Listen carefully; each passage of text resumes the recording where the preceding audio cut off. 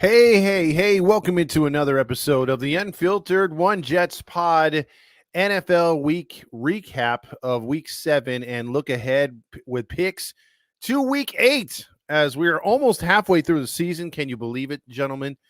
I am Todd Fox, and the other host of the show is. Dominic Lorenz from Catella Chronicles. What's up, folks? And the other host checking in.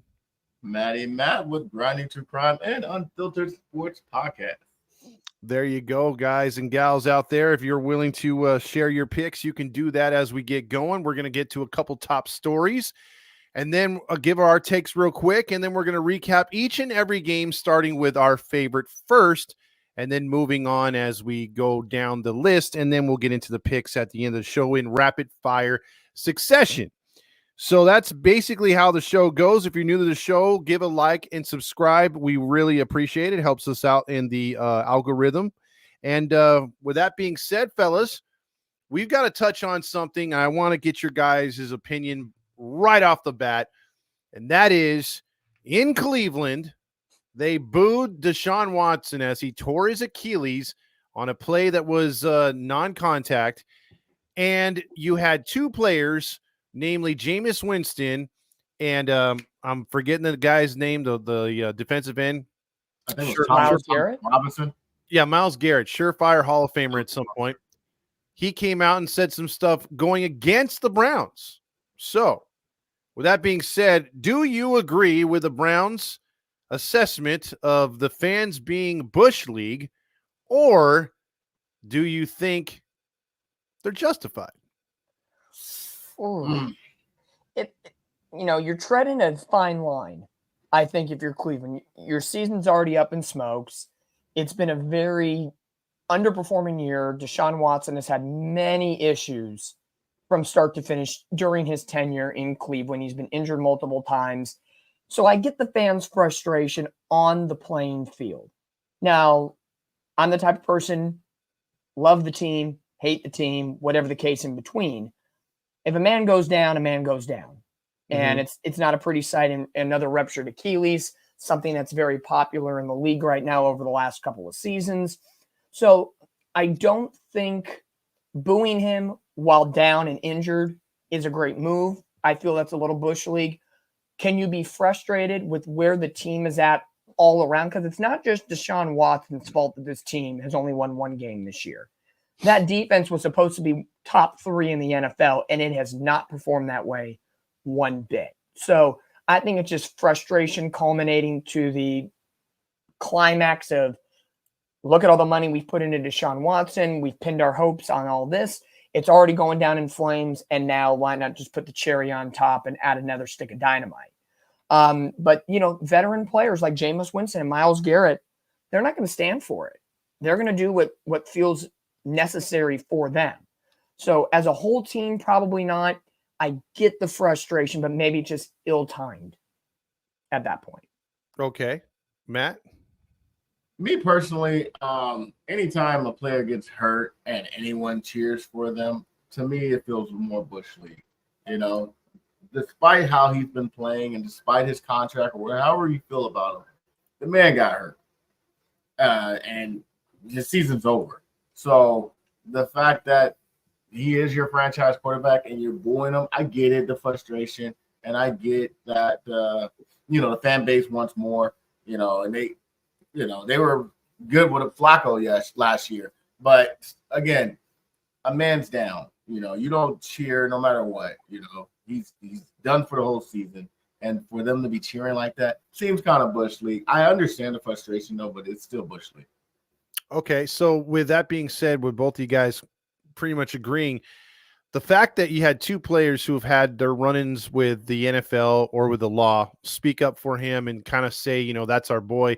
I get the NFL side of it, your player in the clubhouse and things like that, but you got to understand this fan base too, guys. Do you agree a little bit? Because I'm not trying to get you to sway. You guys gave your expressions what you feel about it, but the Browns, out of most fan bases, other than I think the Detroit Lions, have had more suffering. And the fact that they've gone through 30 quarterbacks since their inception, their reinception into the league. with Deshaun Watson getting that huge contract, and he's done nothing. He's basically the Anthony Rendon of the Browns. Ooh. Yeah. What a title. What a title. I mean, if they had an award for that, right? Yeah. That sucks. But think about it, guys. I mean, okay, based on performance, let's just say he gets not so bad of a career-ending injury, but something where he's benched. Is that something where everyone's okay with that? I think I would maybe I would agree a little bit more. Like if he goes down and it's at the end of the day, 24 hours later, it's not an Achilles and it's a calf strain, and a situation arises where Winston wins the job, or if Deshaun Watson doesn't get hurt and continues to play the way he does, by all means, go for it. But yes, is there going to be politically correctness? Because if Myles Garrett, Jameis Winston, and if the whole team starts bagging on Deshaun Watson, there's going to be bigger problems that arise from it at that point. Then you're going to have dissension in the ranks, coaches, ownership. It's going to be, you already think it's a dumpster fire. It's going to be a burning inferno at that point. So I think it's just to the degree of how this went down, because it was in my opinion, Deshaun Watson was going to get benched at some point this year. You can't win one game through the first, let's say, 12 weeks of the year and still have a starting job in the NFL.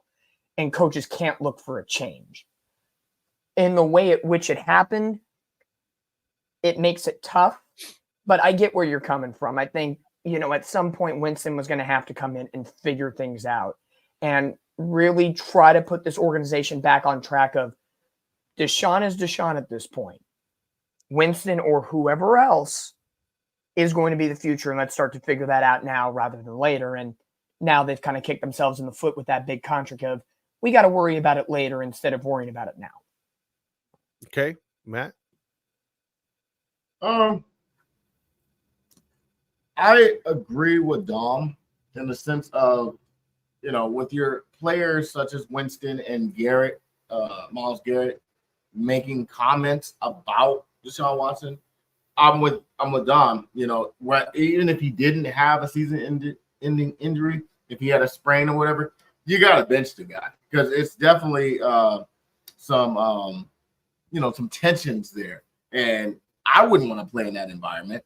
You can't trade him, so you either got to bench him or eat that money, or just play him throughout. But you can't because there's tensions there, and then those players aren't going to want to play. The defense is going to be like, well, if he's playing, I'm not going to play hard. So it just trickles down. And I'm hearing rumors that Myles Garrett is actually on the trading block. He wants to be traded. So in a situation like that, yeah, you have to bench him. Unfortunately, eat that money and release him at the end of the year because it's detrimental to the team and other players don't want to play around him. So, it's, as much as a good player he used to be, he was playing like dirt trash, man. So you got to cut bait and eat it. You can't keep playing him. And I'll say this to wrap it up because we're going to get into the next story real quick before we do our recaps. And because we're going to do two stories and it'll play into the recap. So it'll be a Niners related story. So yeah, you're welcome. Thank you. Appreciate it. Rip the Band-Aid off. Rip the Band-Aid off. Just do it early. The last thing I'll say, and I agree with with Mario too here, the Cleveland fans have a lot to be pissed off about. And I'll just say this, it goes for any fan base. I've always said it this way. There's a way to be classy. There's a way to be also that's why I'm kind of torn. You know what I mean? Like normally you wouldn't cheer or cheer an injury, but with his baggage, it's like, yeah, I mean, it's sort of like, if a wife because look at how many things, these aren't just allegations. They got some of this on video. Like he's been proven he was suspended for a year. So these fans though are also flip-floppers themselves because if he was thrown for 4,000 yards and 30 touchdowns, it all goes away. Yeah, they'd be naming their sons after him. So, yeah, but just last thing on the Browns, $72 million cap hit this year and next year. They're cooked. They are. Just when you think Cleveland was coming back over the last couple of seasons with a better defense, the offense was trending in the right direction, and pretty much now they might be reverting back to the 2000 to 2013 years of winning 1 to 4 games at max for the next couple of years. Ooh, those years were until the money gets offset. Like, there is no option anymore to dump that money of Deshaun Watson because he's not playing. So the only ways you can do it is trade Myles Garrett, trade Nick Chubb, basically every other big contract on that team but Deshaun Watson, and leave him with nothing. And I'll tell you right now, if I'm a Cowboys fan, I'll take Nick Chubb right now. And just to say this, Stefanski might be another Bill Belichick. You know, Brown started with Belichick, and he went on to greener pastures. Yep. Stefanski's a great coach. So yeah, this is, to me, it's nothing against Stefanski. You're trying to put, like the old saying goes, lipstick on a pig. It is not that great of a situation, and Stefanski can find himself another job. Hey, Matt, do you need a coach next year? he probably will. I'm just saying, there's options. You never know what can happen in this NFL this year because the script is insane this year.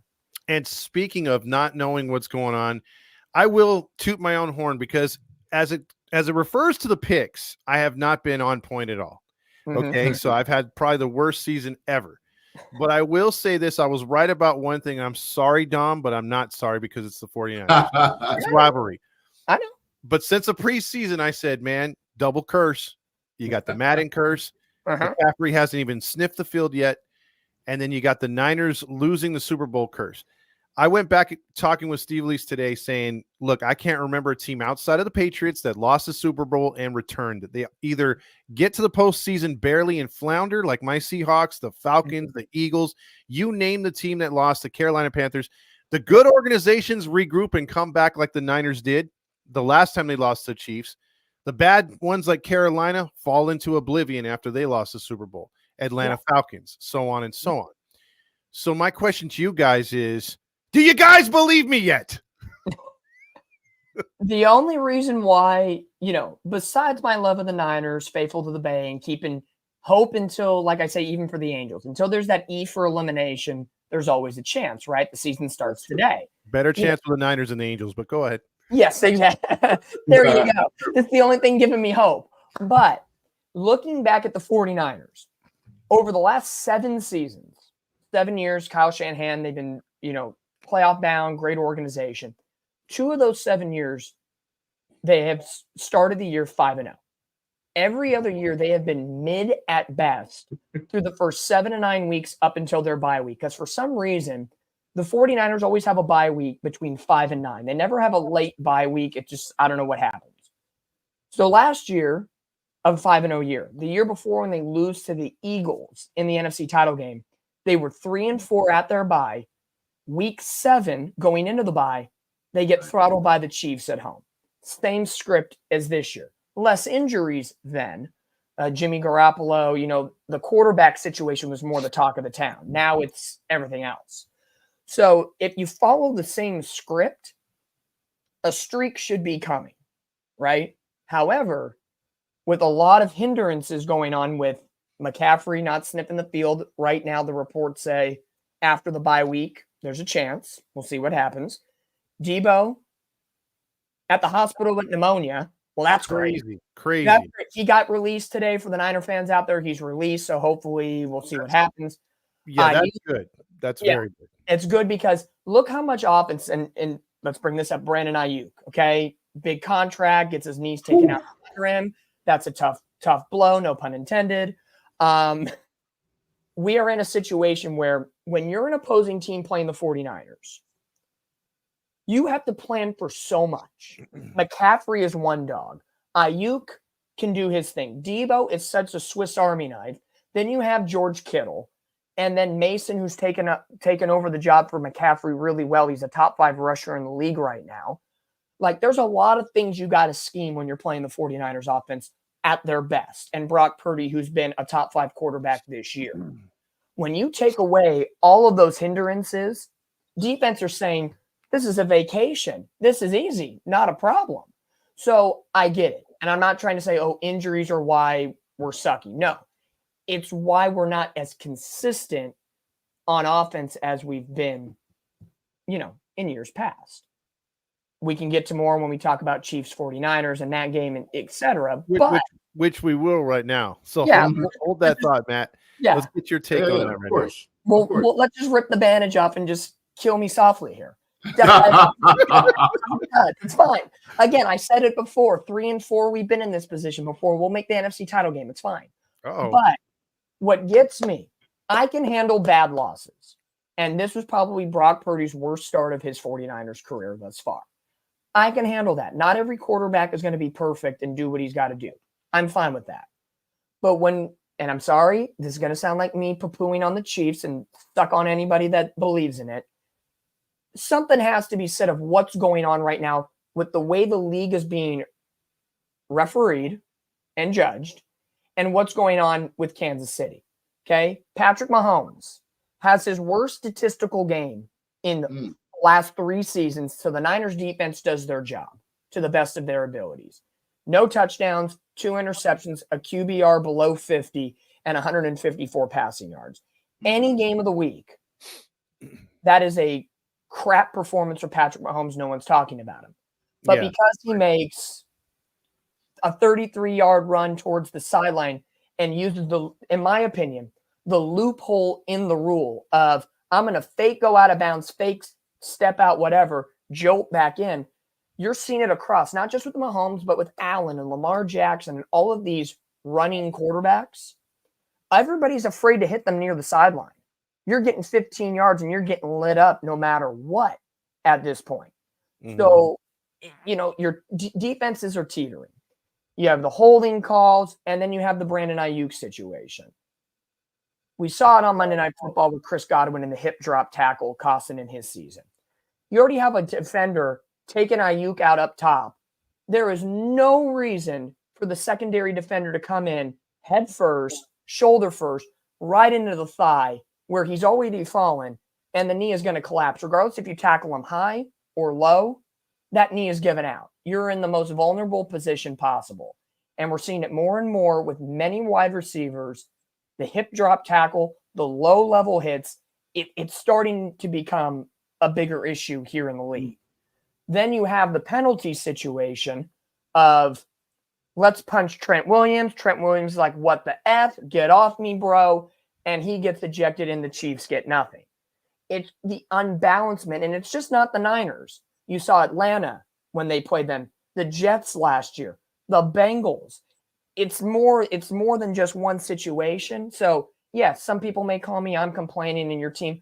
I'll admit, Niners performed shitty. The defense played better than the offense, and I haven't said that once this year to you fellas. That's a good point. The reason why the Chiefs got 28 points, interceptions, which turned into good field position, and the kickoff return when they were down 3-0 in the second quarter, that took them all the way to the 30. Great field position and interceptions. If you take away 1 to 2 interceptions and that one kickoff, I think even if the Chiefs win, it would have been 24-21, 23-20. Because the Niners were only down 14-12 in the fourth. If they don't throw an interception where it was supposed to go to Connolly in the end zone, Purdy gets hit from behind, you get at least a field goal and it's 15-14. Who only knows what the situation entails? So it wasn't as bad, I think, optically as it could have been, but it was still a bad game overall. But I'm sick and tired of the shtick of the Chiefs. They can be 6-0. Mahomes is having a bad season. No one's talking about it. 6 touchdowns, 8 interceptions, his worst year on record, and people are still gloating him up. Sorry, there's better people out there in this moment right now. Before we move on to Matt real quick, the reason why they do that is because just like with Lamar, with the defense, granted the last couple of weeks he's played outstanding at offense, but when the Ravens win or when a team wins, like Dak wins and the Cowboys dominate on defense when they used to, who gets the credit is Dak. It's like, it's not, hey, the Dallas Cowboys defense is 5-0 against the Rams. No, always get credit. It's Dak. So, but and that's why I think he's getting so much pub. I think it unfairly goes towards Purdy, and we'll talk about that more. But Matt, go ahead, man. You've been waiting here. Let's hear what you have to say about this. I wanted to hear Dom, of course, because that's his team. I always want to hear Dom. You guys after your team. No, honestly, I will say this. I honestly think the Niners are done this year because you did make good points, Dom. You know, a couple of seasons ago when they were, I think you guys were 6 seeded when you guys went to the NFC Championship to play the Eagles. Yep. You did start 3-4, week 7, and then you just hit a streak. The difference is, I think that was the first year y'all had Christian McCaffrey, right? You got him after the trade. Yeah. Mm-hmm. Yeah.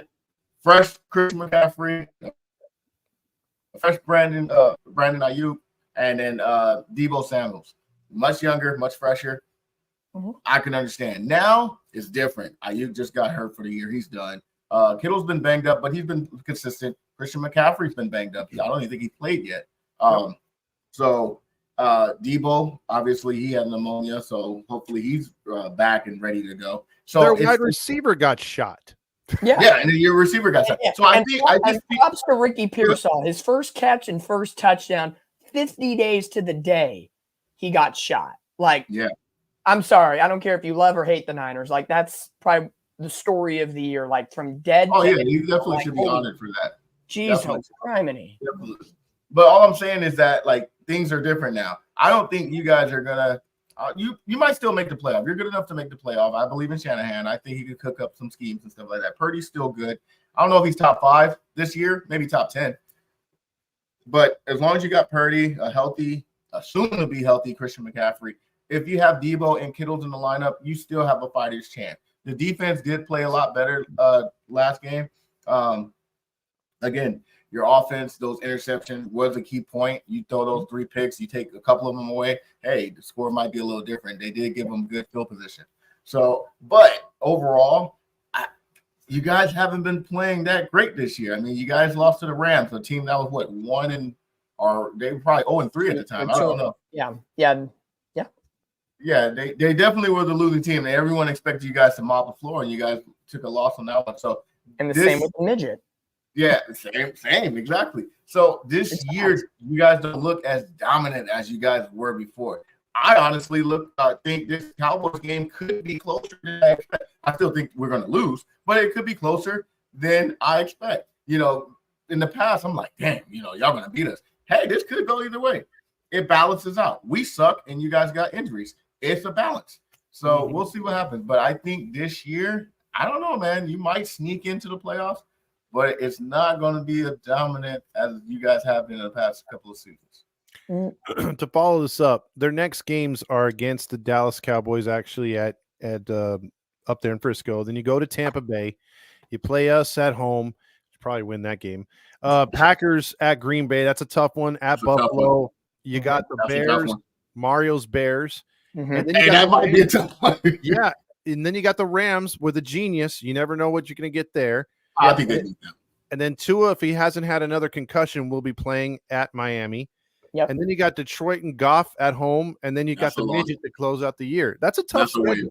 Yeah, and I said from the drop this year, the Niners had a very tough schedule, especially on the back end, and they needed to take advantage early on. I can get over the Minnesota loss. Okay, they were hot to start the year, whatever. The Rams game and the Cardinals game are unforgivable at this point. You lose to the Chiefs, okay, but instead of being 3-4, the Niners should easily be 5-2, and we could be having a completely different conversation. Yeah, but that's where the jinx comes in. I know, and I always knew the Niners are always good for one heavily injury-prone season every 4 to 5 years. The last time they had back-to-back road games at the Giants and the Jets, and they had 3 end-of-season ACL injuries within those 2 weeks. Bosa, Armstead, and there was another cornerback within a 2-week span. Done. I remember that. Every 4 to 5 years, the Niners go through this. Let me Dom real quick, and then we can move on. Do you think Brandon Ayuk holding out played a part of him getting hurt, or do you think that was just a freakish injury? I think him holding out was more to the detriment of him not being dominant. Like, come on, there was a throw from Purdy, beautiful. He drops it off the fingertips. Week 1 against the Jets, corner of the end zone, diving. He made that catch last year. He drops it. I think the connection between him and Purdy was damaged by not being in training camp. The injury, freak accident. You know, you got the defender coming and you got one on top of you pushing you to the ground. And the other one coming head and shoulder first right to the knee. That was a bad hit. That's Look, a bad hit. And I think we covered this game. All I'm going to say, my final thoughts on it, there's too many penalties. Like I saw a gang of holds not called on the Chiefs, but it went the other way. So I'll agree with Dominic there. And I will say this about the 49ers. And that Ayuk play was huge because if he makes that catch, the Niners are running that drive. The Chiefs don't get the ball back. They don't go down and score. But last thing I'll say on this is what scares me about the 49ers this year is with all these injuries, Ayuk's going to want to prove himself. He'll be healthy. You know, they'll have a healthy team next year. And a guy like their general manager, his name's escaping me right now. John Lynch. John Lynch will revamp this team next year. There's no doubt in my mind. I think this was a year off for the Niners. It was to be expected. You had all the curses. And I will say this, if any Niner or Seahawk decides to take the money from EA Sports and get on the Madden cover, we're screwed. Yeah. And that goes for the Cowboys, any other team. Stay away from the NFL, from the Madden. I will say, final thought on this, because I know I don't want to take too much of people's time on the 49ers only. Do not be shocked. Two things. One, if John Lynch goes out and makes a trade or two. Because the Niners know inside they still have a fighting chance. With the division, Seattle being only one game up at the moment, we're going to exchange bye weeks, us after the Dallas game, Seattle the week after that. The Niners' next 3 games are the season. I talked about it before when we were in Seattle. They have to win these next 3 games. If they lose even one of those 3, it's probably over, barring a ginormous miracle. We'll see. We left the door open by losing to the Giants. So yeah, again, imagine if Seattle did not lose to the Giants. You would have a 3-game lead at this point. Absolutely. The division would be looking good, and except the NFC looks terrible.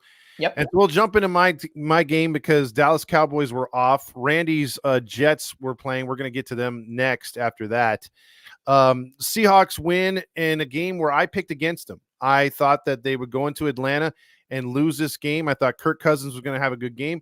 But I should have listened to Steve Elise's dad because he hit her up and said, hey, tell your boy that I think his Seahawks are going to beat the Falcons because I'm predicting Kirk Cousins to have a bad game. And I laughed. I said, has he not watched our defense? But apparently he knows something that I don't because the defense got 2 interceptions off of Cousins. They forced a fumble, returned it for a touchdown.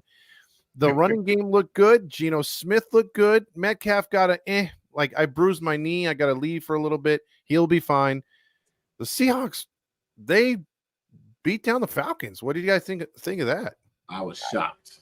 I think they took the 10-day period carrying over from Thursday Night Football and put the work into it. And I'll as a Niner fan, I'll be honest. I really, really, really like Kenneth Walker's game as the RB.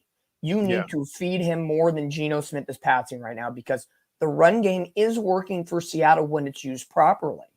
And I'm not only saying that because he's on multiple fantasy teams. I'm not just saying that. But I think it's a dominant win for Seattle, a game that Todd would know. I felt it needed to be a must win no matter what the 49ers did on Sunday against the Chiefs. Yep. Because of the way the division is lined up right now. They look good. There's nothing really else to say. They look good. They looked better than the Falcons. And it proved to me that it is still way too early to trust the Falcons in that division. Now, it opened up with the injuries in Tampa. So who knows? But Kirk Cousins still has a lot to prove to me. And that team, with all the years they've been mid at best, they still got more to prove because this was probably one of their toughest games they've had to play this year outside of the Chiefs and the Tampa Bay game. And they got smoked, and they've lost 2 of those 3 big-time games and only slithered by an overtime against a division rival. Yeah, should have lost that one too. Should have lost that one. So to me, it showed more about the Falcons not being ready for big-time matchups, but it was still a huge game for Seattle and a big win, no doubt. Yeah, I mean, it just shows how inconsistent Atlanta is. This was a game where most of us thought they were going to win. You know, like Todd said, that secondary, that defense that you guys hasn't been playing that well. But I will say this, Kenneth Walker, that guy is the truth, man. He's got 7 touchdowns from scrimmage, 6 rushing, and 1 reception. Dude is nice, man. And then you got, what's his name, Charbonnet? Charbonnet.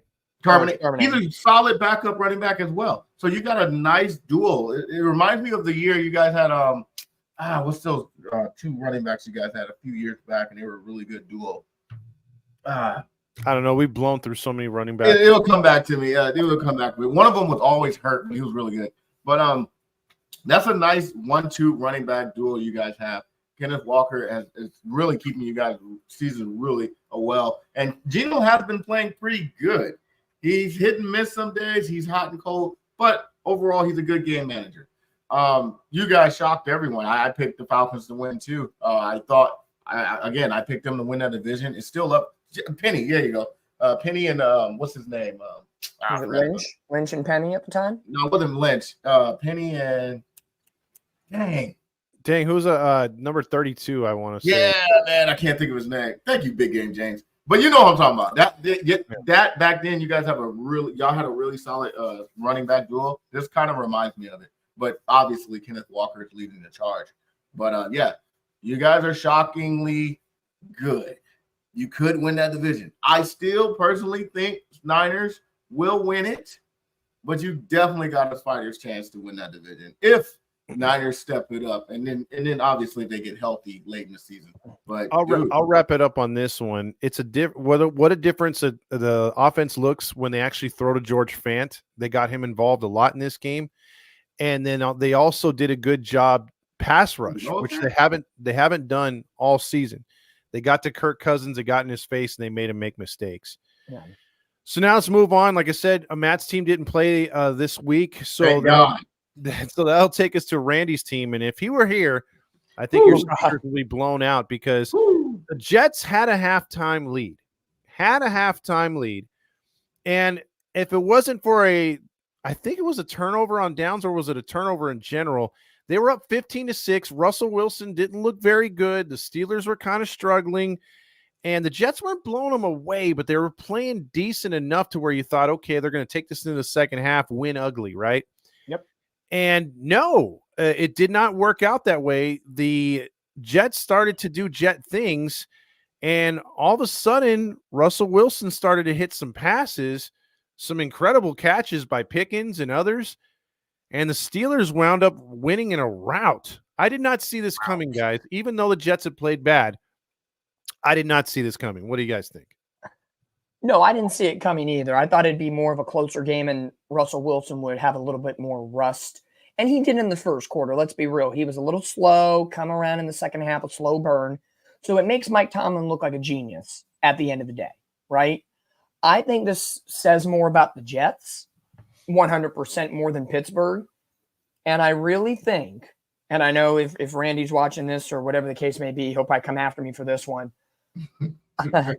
Yeah. I don't know, regardless of Devontae Adams, it was a huge signing. They needed to do it, right?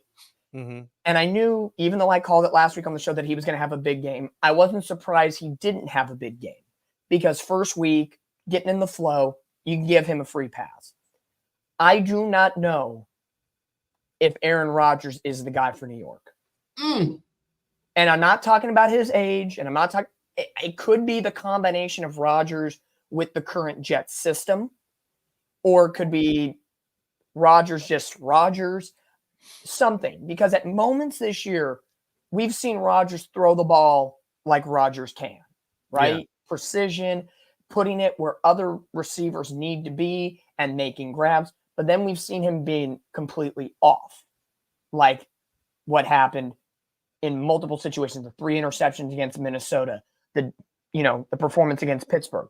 So I don't know if it's Rodgers not meshing with the Jets scheme, with Ulbrich now at the helm and Nathaniel, Hackett, the situation in Saleh. There's something not meshing, and probably because it's the New York media, Rodgers is going to have to fall on the sword. He's not going to do it, but the media is going to put it all on Aaron Rodgers at the end of the day. So is it a question now of, I believe he has 1 year if he wants to opt into next year, something along those lines? I think so. Do the Jets need to really think about signing a quarterback or drafting the next guy, and they have to get it right after the Zach Wilson debacle? Didn't Brett Favre go to the Jets after he left Green Bay? Yeah, he did. He Yes. had a very unsuccessful season there. Yes. So something is off. The defense has been off the last couple of weeks, but I think they can fix themselves more than the offense right now. Yeah. I don't Big know. Game James did say something legit. He is a cancer. He's a diva. I don't know if it's just strictly on Rodgers, though. That defense hasn't been playing like the top 5 defense most of us thought they were. So I will say that defense hasn't been playing that well. I honestly thought the Jets was going to win this game. Whether they started Wilson or Fields, it didn't matter. I just felt like with Adams coming over, I thought it would just be just a rejuvenating team. You know, hey, Rodgers got his old guy back. Let's show him what we've been doing. He got Allen Lazard. He's got Wilson, 3-headed monster. I thought it was just going to be easy. And they were winning.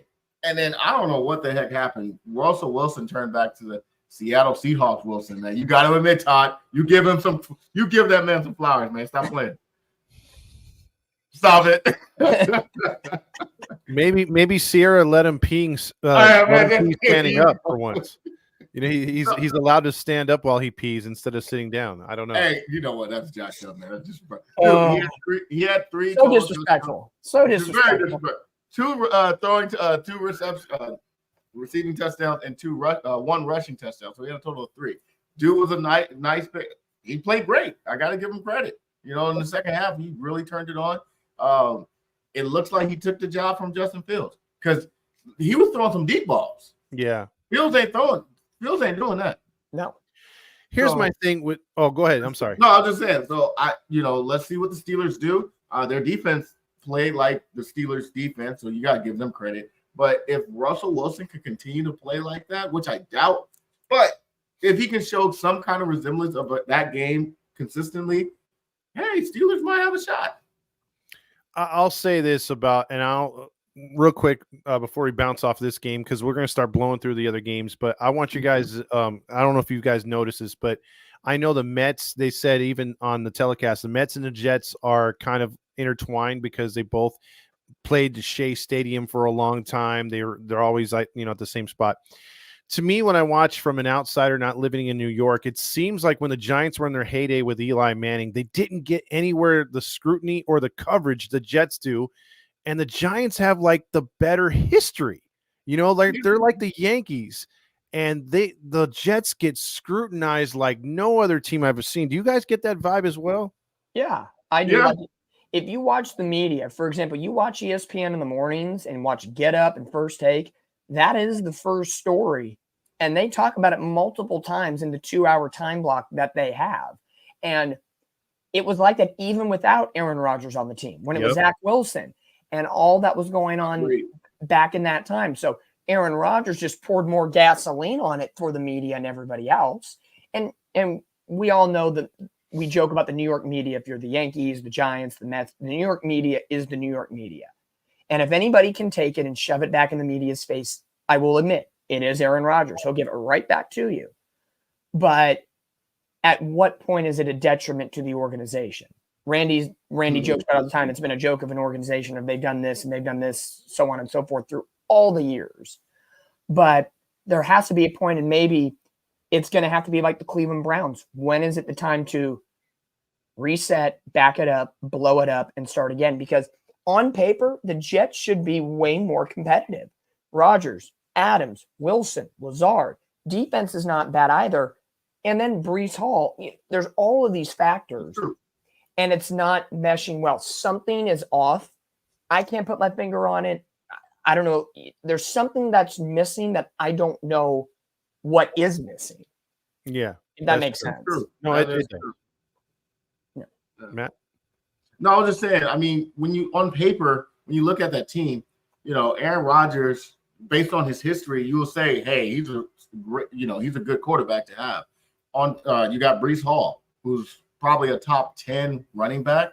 You got 3 good receivers, and you have a solid defense. On paper, you would think, well, the Jets should be 5-2 or 6-1 at this point, but man, they're 2-5. Yep, 2-5. So something's wrong in that system. By the way, since you talked about New York, shout out to the Liberty winning the WNBA championship. Trevor God, you give me- Lawrence, MVP. Hey, man, the Liberty won the WNBA championship, which was a good game. I think this is It went to overtime.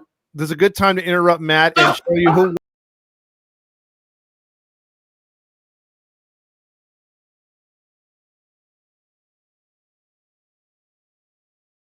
won. I had to mute Matt right there. He was talking gibberish. I didn't understand him. So What a week! What Oh, a man. week for the pick. But what a week for the picks. We'll break it down here for a You're moment. disrespectful to- Randy does his business 11-4 overall, gold Shout out star to Randy. standing. Todd with his best week, That's finally, 10-5. Myself and Matt tie at 9-6. I do get the points. So third place. I come for in me. last. My second place but- streak end. but first time all four of us have gone with a winning record. That's pretty good. How Yes. about that? So overall this season, yours Overall. truly still in first, 70-37 overall. Then you have Mr. Matty Matt, 62-42. Then you have Randy in third place, 58-49. Todd just one game in the cellar spot at 57-50. Hey, we're all above 500 in both categories here, folks. There's wish only Andrew one way to could. go, baby, and that's up. Let's go. Right. The season starts this week. Exactly. So with that being said, let's round off the rest of these games. And that first one we're going to start with is the Broncos at Saints. The Broncos didn't even make this look like a game. They ran all over the freaking Aints. The Saints Yep. looked terrible. And right when we said in the preseason, guys, it's time to blow that thing up. It's time to start over. Too many veterans. Yep. The Saints say, hold my beer. Let's re-sign Kamara. This trade deadline just got very interesting by this week's games and injuries. Let's be I real. agree. Kamara hugging Sean Payton. And I said it last week, Sean Payton was going to have a redemption game coming back to New Orleans. The only thing I didn't get right was Drew Brees being in attendance. I thought he would be, and he wasn't. I'm shocked. Kamara could be on the trade block, guaranteed, even though he's saying, I want to be in New Orleans. Mhm. The Saints could really utilize a trade and get some draft stock back for Oh, him yeah. because he's still, I don't know if you want to call him a top 10 running back in the league. Some people could argue it, some people could not. Top 15. Let's say top 15. He definitely could Top 15. make your team better. The Saints were banged up 100%. Denver was the better team that night, ran all over him. I think they were just juiced up for Sean Payton to go back, and no Derek Carr, no Shaheed, no Olave. You thought the Niners were banged up. Holy geez, the Saints were. Yeah. So Denver did not fall into the trap to an injured team. They dominated. They won. They got to rest up this week on the 10-day break. Yep. Matt? Everything Dom said. I mean, the Saints were banged up completely. Their starting quarterback's not there. Olave's hurt. Shaheed was out. Kamara. Again, I don't know if he's top 10 anymore. Used to be, but he's definitely a solid running back. He couldn't stand a chance against Broncos. And, with Sean Payton returning to New Orleans, everything coming together. Broncos did what they were supposed to do. It could have been a trap game, but they dominated. Broncos country did ride. Yeah. Yes, they did. I like what Peyton's doing. He's easing Knicks into that offense. The defense is playing above their heads. They look like the Jets from last year. So we'll see. Hey, Knicks could be good next year. Yeah, we'll see. And another quarterback who's been playing a lot better for a team that his coach called them soft. The New England Patriots went to London to play the London Jaguars. That stench coming from London is the shit game that we watch, but inspired by the WNBA champions, Trevor Lawrence said, sisters, I got you on this one. He went out there and he dominated for the WNBA and the Jaguars as they won 32-16. I didn't watch much of this game, but I will say Drake May 26 of 37, 276 and 2 touchdowns in a losing effort. It's not bad. I think New England's got their guy. I think they definitely have their guy. He'll be there the rest of the way. This, if you're a Patriots fan, is what you want to build around. Patriots always find a way to have a decent defense, and I know this year it's a little different. Again, changing of the guard in New England. But if they can get some quality weapons for Drake May to utilize, this team can score points. It's going to be a slow burn for New England. Maybe not next year or the year after, but give him time. Drake May is definitely the man. And nothing inspiring from Jacksonville. They just took advantage of a really bad New England Patriots team. Like 15 of 20 for 193 for Trevor Lawrence. Like, sure, good numbers, 15 to 20 passing. That's above 80%. Good for you.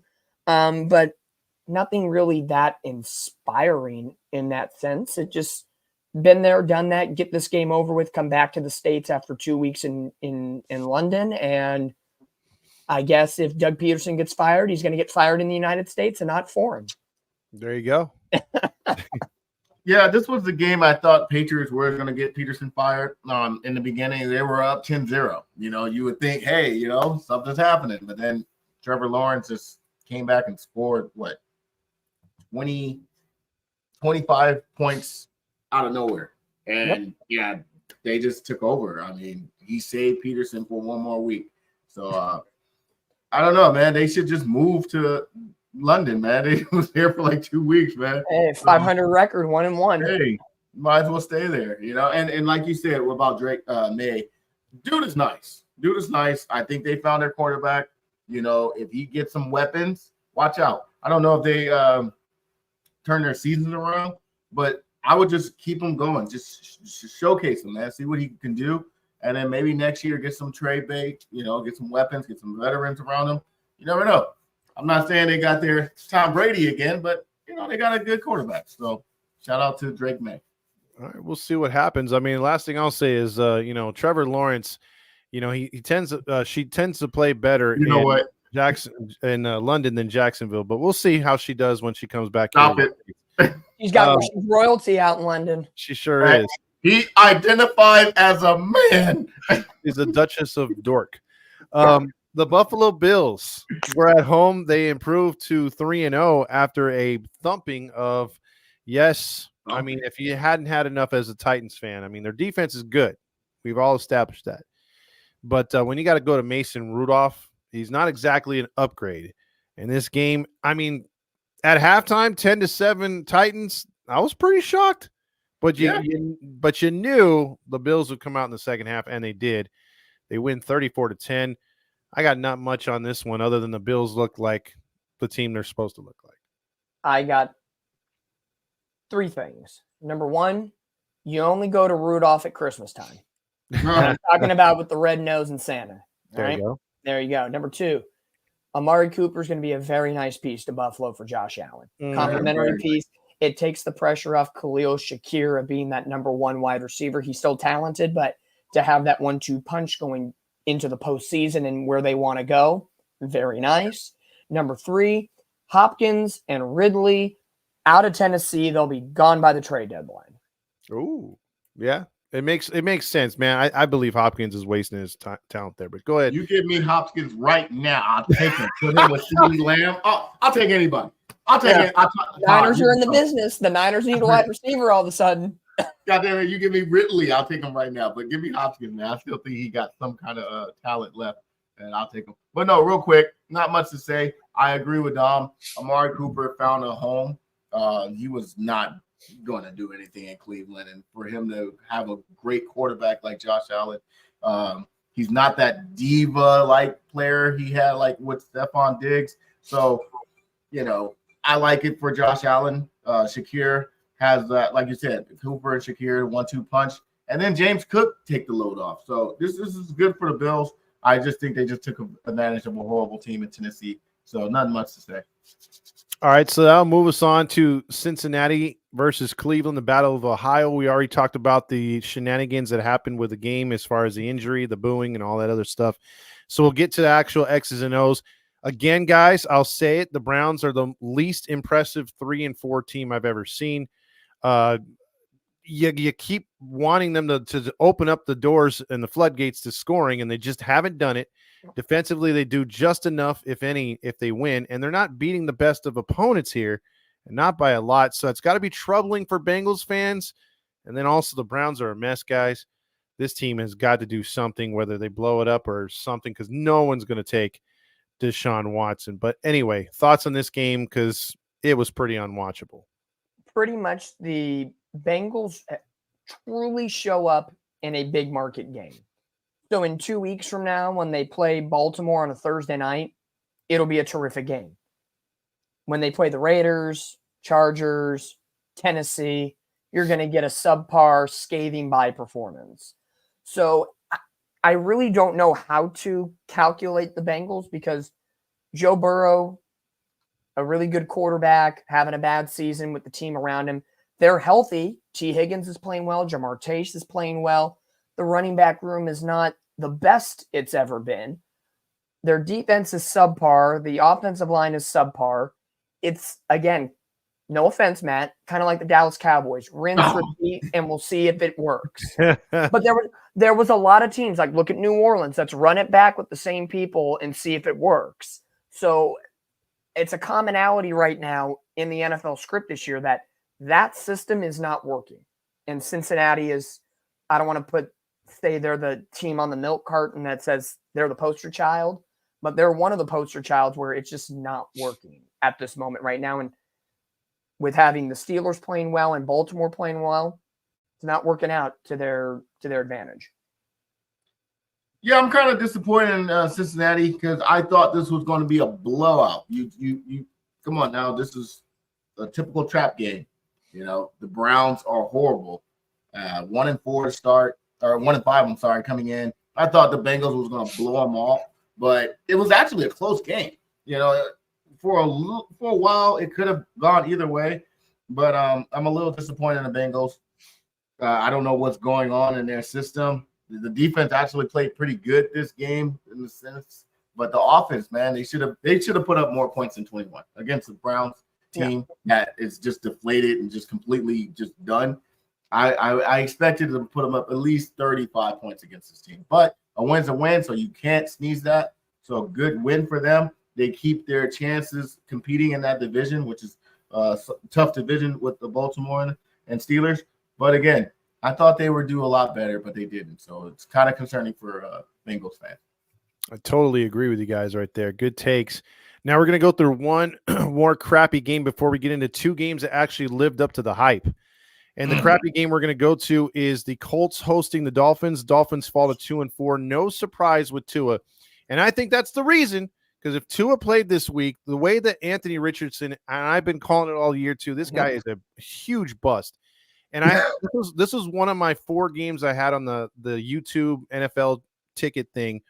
And I'm watching this game, and this dude makes a 2-yard run. A 2-yard run, not to get a first down, but a 2-yard run to make it 2nd and 8. And he's getting up there doing the Cam Newton thing. I'm like, bro, you did not get a first down. You're 10 of 24 for 100 yards.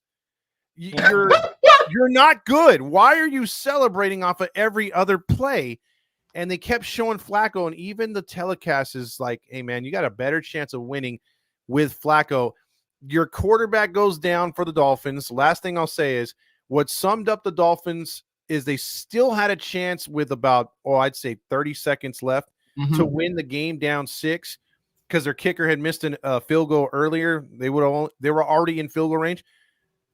And Randy should know this, but Tim Boyle from the former Jet, decides that it's brilliant on 4th down to throw the ball away. So if you just summed it, that's the sum up right there. 4th down, throw it away.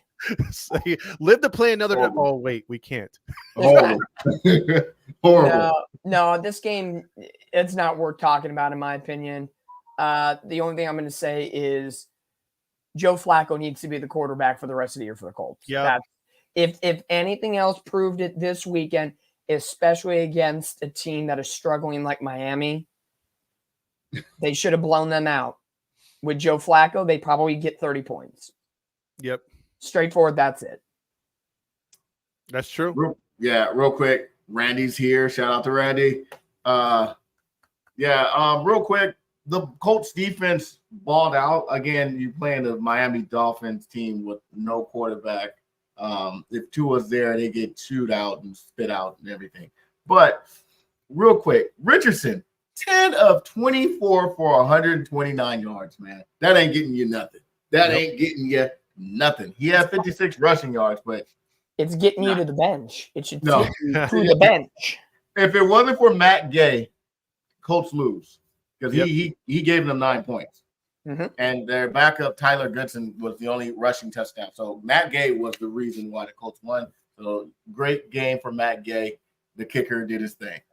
He The sure Colts- did. That's all I can say. The Colts can't wait to get Jonathan Taylor back at some point That Oh, yeah. part.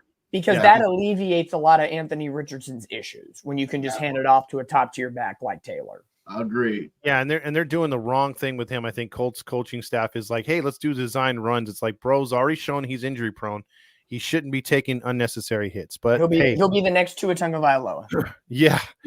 So both these games now that we're going to get into where they lived up to the hype. And the first one's going to be Houston at Green Bay.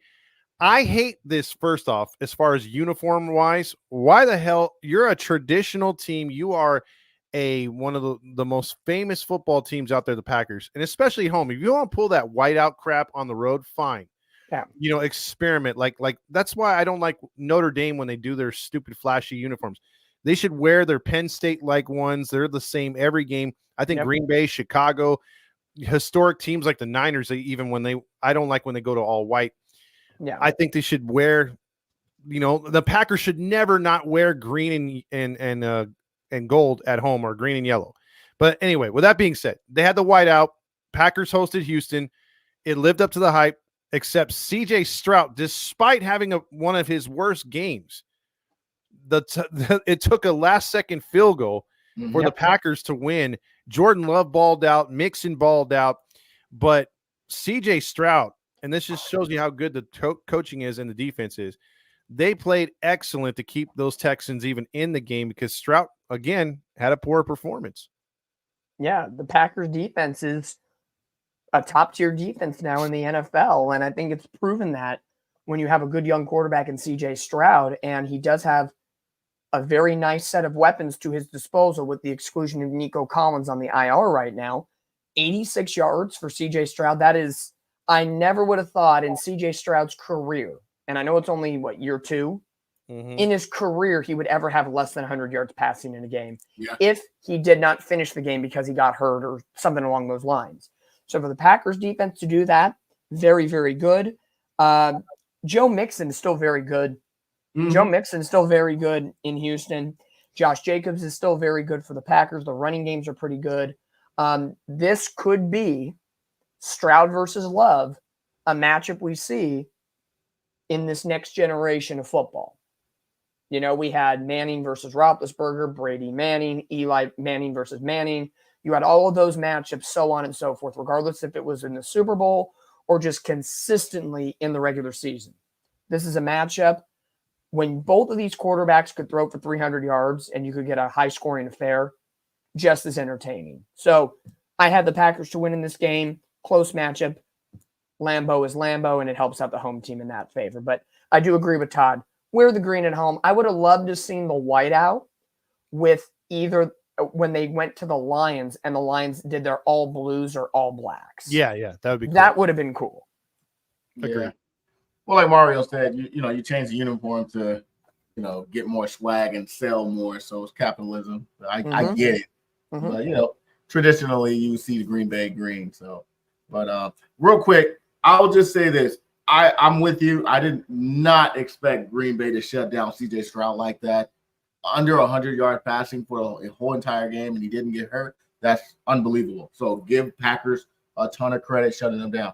They could not shut down Joe Mixon. He was the only reason why they kept it a close game. You take away Joe Mixon's 3 touchdowns, this game is over. Packers dominate.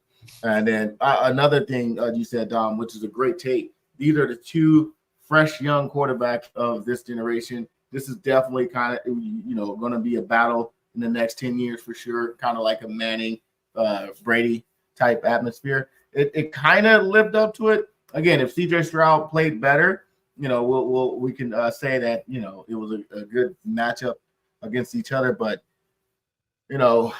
he got shut down. And Jordan Love did have 3 touchdowns, but he also had 2 picks. So this was a close game, came down to a last-minute field goal. I could definitely see, I could see this being a Super Bowl match, in the near future. That's how close it is, how close it was. So give Packers credit. I picked them to win, and they did. So I'm happy. Yeah. Yeah. I mean, he had some special teams come through for Houston too. So, I mean, yeah, good game all around. That moves us to another marquee game, and then we'll stay in that division. Detroit Lions go to Minnesota. I'll have a question with you after this because, again, we've been predicting the downfall of Darnold, and it wasn't really his fault. He played pretty good in this game as well. You had good offense from both sides. You had a couple good defensive plays. But I will say one thing I'm super impressed with, and that's a guy who's not getting much pub, and I want your guys' thoughts on this. Jared Goff. Mhm. I mean, he went perfect against us. I think he only misfired on a couple passes last week, and then he only misfires on 3 in this one. I mean, the dude's been super accurate. Detroit's playing with a ton of confidence in this game and in the season. They look like they're on, we could see Aiden Hutchinson in the championship or Super Bowl that's when they're saying that he could be ready to play. But close game, I'll just say this. I give the Vikings a ton of credit for playing the way they did because, again, I thought they were going to get blown out. But, boy, maybe they're not as bad as we thought they were, guys. What do you guys think? No, I don't think Minnesota is bad as we thought they were or assumed they would fall off the cliff. I still think that gauntlet stretch that they're going to find themselves in later on in the season with, three of their final 4 games are against divisional opponents, against the Bears, the Packers, and the Lions. I still think there's areas in their offense, if you take away Justin Jefferson, are still a little bit inconsistent. I think that the Vikings could run the ball better, but their defensive pressure is very good. And looking over their next 4 games with a bye week after this week, at the Rams, home against the Colts, which has been flexed into Sunday Night Football. They took out the Eagles against, Jacksonville or something. Thank God. Yeah. Then Minnesota goes to Duval County to play Jacksonville, and then they go to Nashville to play Tennessee. I think Minnesota wins those next 4 games, and they're going to be 9-1 going into the divisional rival matchup at Chicago on November the 24th. I think they're easily a top 4 seed. They're going to get home field advantage based on their weakness of schedule. And the weakness of the NFC, including our Niners and Seahawks. Exactly. So, Seattle could be a different team later on and spoil some of the fun, but I wouldn't be shocked if Minnesota takes advantage of business. But then looking at their last 5 games of the year, that's the Falcons, Bears, Seahawks, Packers, Lions, and they go 1-4. And it completely just evens itself out at the end of the day, and they finish, 10-7? Mm-hmm. It doesn't look great, but they had some great high points and low marks of the season. So it's kind of a flip of the coin with Minnesota. Detroit, give lots of credit to Jared Goff. Dan Campbell has that team working in so many ways. Their defense can still be better. And I think even losing Aiden Hutchinson, that pressure is good. Secondary needs to tighten it up. I think they're a 1-2 punch in the NFC. If the Niners are really, truly out, I think Detroit and maybe one other team could battle to be the NFC representative in the Super Bowl. Agreed. Real quick, touch on what you said, Todd. Jared Goff has been quietly the most consistent quarterback this year in any division. He's been perfect in quite a few games. If not, he may have missed three passes in quite a few games. I know against us, he was damn near perfect. And he was 22 of 25 with over 280 yards with 2 touchdowns. That is perfect. That's just beautiful right there. Minnesota, I think Minnesota just, I don't know, man. I think they let their foot off the gas. They were up 10-0 early, and then Lions just pounced on them, scored 21 on after. Sam Darnold, kept it close with that 25-yard bomb to Justin Jefferson, and then it was back and forth there, came back. But what really blew this game, because Minnesota should have won, when they went 3 and out in the last drive and didn't let Detroit waste not one timeout. That killed them. Yeah. And then going for 2-point conversion, trying to get be up by 3 and failing, that killed them as well. Again, I picked Minnesota to win. A loss was a loss. It was a great game. I think these are the top 2 teams in the NFC right now, currently, as we speak. If things could change down the line, Frisco could get better, Seattle could get better. Hey, the Cowboys could get better. But no, I'm joking. But no, these are probably the top 2 teams in the NFC. I think Detroit definitely goes to the NFC Championship again. And I think they might represent this year. Detroit looks like a complete total package team. Their secondary needs to tighten up a little bit. But as far as quarterback and running back duel, can't compete against that, man. They're doing really good. They're doing really good. They can cover up offensively what the defense slacks. But yeah, I think Detroit might represent this year. They're really good. Yeah. Shout out.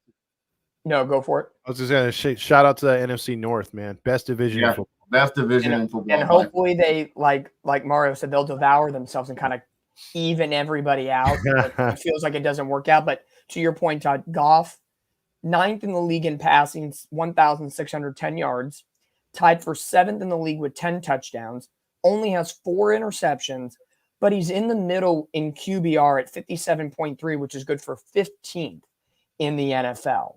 So the numbers sound semi-pedestrian, very above average, but not great. But he's getting the job done. But again, when you have a good 2-headed running back in Gibbs and Montgomery, they vulture some touchdowns away from the era of Amon-Ra St. Brown. And the thing, they're going to lose Jamison Williams for 2 games with PEDs. Yeah. So they cheated. Yeah. So, one guy's cheating, but in those 2 games, Detroit's going to play Tennessee and the Packers. Okay, the Packers might beat them. But Packers, that'll be an interesting game overall. Division game at Lambeau Field. Oh, they lost. Yeah. So it'll be very interesting, though. Very interesting. See, these games with the division, the NFC North, are going to be must-watch TV the rest of the way. That's for sure. How does that game in 2 weeks, Lions, Packers, not get flexed in over Colts and whoever? I think it's a little too early to flex them, but we'll see. Yeah. Tennessee going to win. Watch. Now to the only highlight that I got out of this game, because I didn't pay no attention to this one at all. So when you got Jalen Hurts throwing 10 times or 10 out of 14 for 114 yards, boring. And that's usually a losing quarterback's numbers, but they won and won by 25. The only highlight for Giants fans is booing Saquon on his, come back to New York, but 28-3, boring ass football. Yeah. And I said Saquon was going to run all over the Giants in his return. You did. I think it is poor that the Giants booed him like that. Like, come on. He was your offense for how many years? I get it. He picked your rival. Totally get it. But let's be real. We saw it at Hard Knocks. The front office let him go. Yeah. Okay. You value Daniel Jones over Saquon Barkley. When you could have let Daniel Jones go, got a rookie quarterback, and yeah, you maybe not got Malik Neighbors, but you still could have got a top-tier wide receiver and maybe re-up next year and got a 2-for-1 special with Barkley still there. I boo more management than anything else. But I told you last week, I talked up the Giants a little bit. You guys thought I was crazy, but then I cut back and say the Eagles are gonna spank their ass pretty much. However, the Giants secondary is still pretty good. Yes. Holding opposing quarterbacks, like they held Joe Burrow to 17 points. They hold Jalen Hurts to below 114, 111 passing yards. They've done that. Dak Prescott didn't do too much in that win for Dallas. So they're holding good quarterbacks to below average numbers. It's the run defense that's killing them the most. So again, they're still the worst in that division in a lot of ways, but their defense is not the worst part about their game in general. True. I'm with you, Dom. Their run defense is the reason why they aren't as good on paper, because that secondary, I got to admit, has been playing a lot better this year. And outside of that 41-yard pass to A.J. Brown, Jalen Hurts didn't really have a good game on throwing at all. 10 of 14 for only 114 yards. That's not the Jalen Hurts numbers that we're used to. And outside of those 2 tush-push running touchdowns he had, Yeah.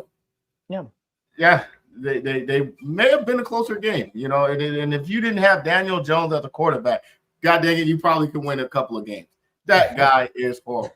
And I agree. They chose Daniel Jones over Saquon, which was the most dumbest thing. They reached for him in the draft. Several years back, they reached for him. They could have got him in the second round. Nobody had him on the radar. For them to reach and get him, that was horrible. The Giants, the fans should blame the organization. They have just crumbled down. They had that one good year when they had their coach their first year. They made the playoff. They were probably just not under. No one didn't know what to expect from them. After that, they went back to the Giants that they used to be. So I'm not really impressed by both teams. You know, the Giants did what they were going to do, which was get blown out, and Philly could have played a lot better. I give Saquon credit. He did what he was supposed to do against his former team, and that show off. So other than that, not impressed. There you go. So that'll move us on to another, unfortunately for James, a unimpressive game because the Raiders lose in a spot which should have been a home game for them to the Sean McVays. It was a home game. 20-15. They didn't act like it. And, you had an injury to Aiden O'Connell in this game. You had Minshew picking his booger and eating it. That summed up their offense. He had a couple bad turnovers, which led to the Rams getting scores at all. Because in all actuality, I hate to say this, James, but the Rams, they stole this game. The Raiders gave it to them. They did. Mm-hmm. Either way you look at it. Because, steal or it was given to them, the Raiders deserved to win this game more than the Rams did. No, 100%. And, Gardner Minshew can still throw the ball in some way, shape, or form. It's inconsistent at its best, but he can still do the job. And even a week of turmoil with Davante Adams being traded away and all that went down, they still are competitive, but it doesn't work out in their favor. I think it's just the Raiders being the Raiders. I really don't know how else to describe it. It's, I thought their defense would be a little bit better this year than it was. As James says, Minshew is ass. Well, inconsistency, an inconsistent ass is still an ass. Oh, yeah. It's still true. I guess the positive point for the Raiders is Brock Bowers is decent as a tight end. He could be something for them in the future to build around. But Rams, Sean McVayed it and got the job done. Nothing anything sexy about it. True. Yeah. Matt? Hey, let's keep it real. If they didn't have that fumble return, Daniel Carson wins the game because he was the only points for the Raiders. They scored no offensive points other than field goals. Mm-hmm. And then Matthew Stafford, he wasn't that great either. Like you said, the Raiders gave this game away. I picked the Raiders to win. It was a home field for them. All I saw was Raiders fans by my house everywhere. And, Daniel Carson, again, if you had him on fantasy, he ate for you. So, but Raiders should have won this game. Gardner Minshew, 3 interceptions, man. Only 154 yards for 15 to 34. That's horrible. Yeah, he looked terrible. Yeah. The only thing about the Rams that I sit here and think about is all the rumors that came out today. Cooper Kupp's on the trading block potentially. No. And then there's rumors that Matthew Stafford could be on the trading block. Wow. No. A lot. The rumors are Chiefs, Steelers, and Eagles are interested in Kupp, and Minnesota's interested in Stafford. Oh. I don't see the Stafford one happening because I think he's an aged veteran. I don't think I see him moving at this point. But Cooper Kupp is interesting. Injured prone, and I'll pose the question on you guys because he's slated to come back this week against Minnesota on Thursday Night Football. Is this an audition for the trade deadline? And how, again, we talked about this week's games really set the tone for the trade deadline. Kamara, Godwin getting hurt, Kupp now returning from injury, Davante Adams already being traded. Does Kupp go because the Rams don't have much draft stock over the next couple of seasons? I don't know what you trade him for. Like, he's not a first. I wouldn't trade a first round pick for Kupp at this point in his career. Third, maybe a third, like Devontae got.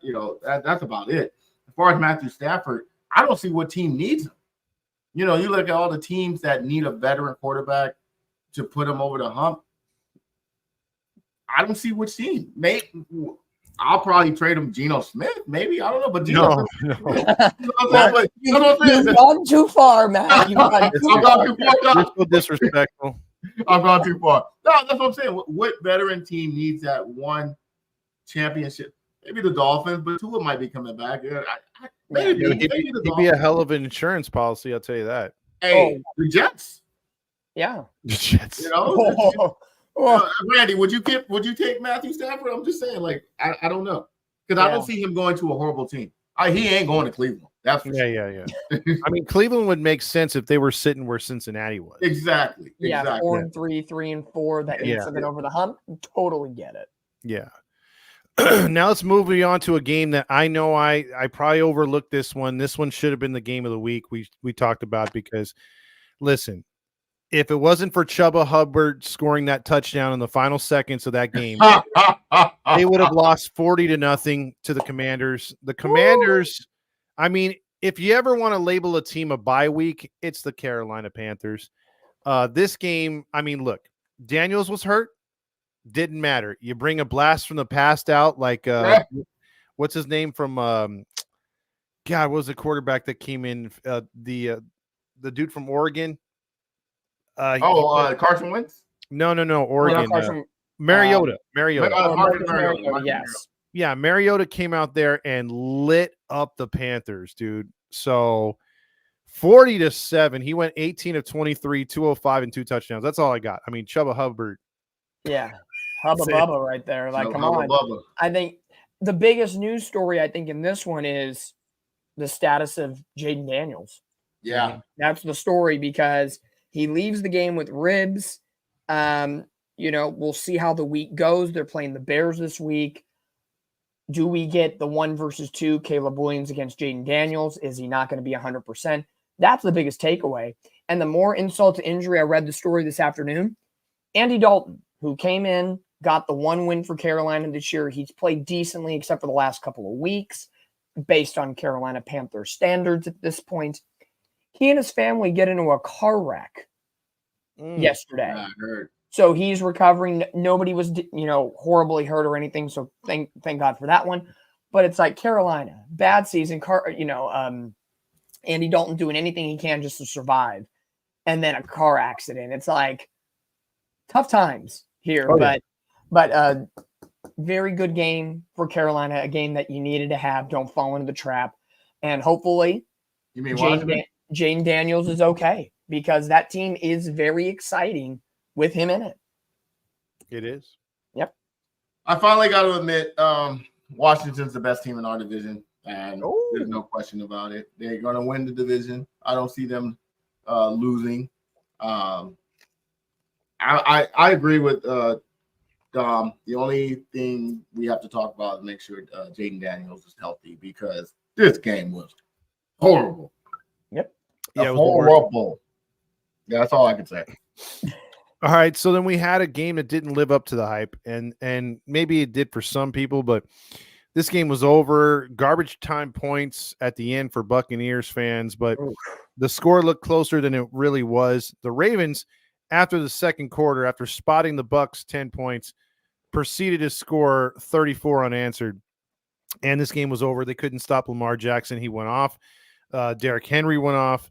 Mayfield finishes with good numbers, but the defense was shredded, guys. This game did not live up to the billing. Ravens have won 5 straight. Ravens, I think, currently are better than the Chiefs as a whole. Again, the Chiefs' defense is good. Mahomes is not playing 100%. Lamar Jackson is outplaying Patrick Mahomes right now. On paper, statistically, he is.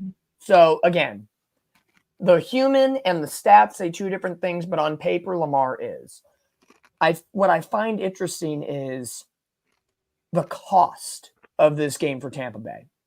You'll lose Godwin for the season due to the ankle. Yeah. Nasty. Yeah, that was nasty.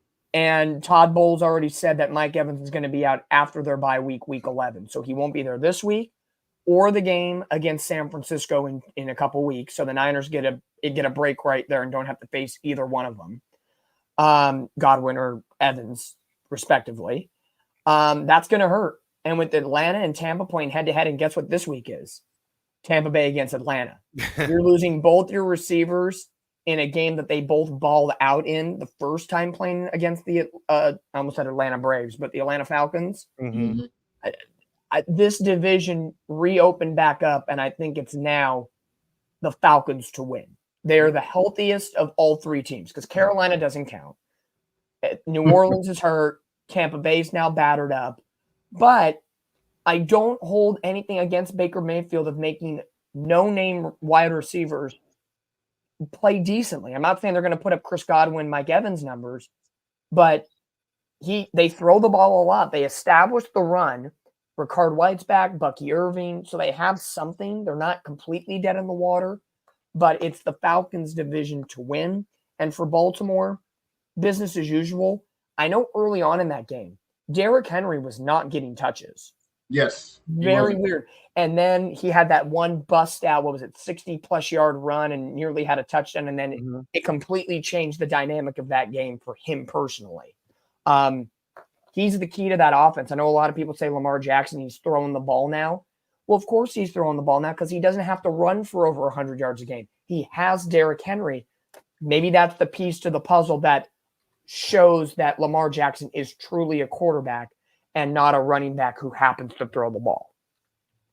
That was an excellent point you brought up, Dominic, about having Derrick Henry as a running back. He doesn't have to run anymore. So now let's see what you can do with throwing the ball. And, man, lately he's been doing very good.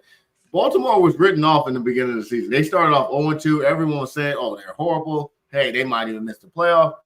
This is not a great team. Hey, man, like you said, Todd, they won 5 straight. And this was the most impressive win, I think, because you're playing against a division leader, so to speak. Buccaneers can be a division leader. It depends on how the Falcons are.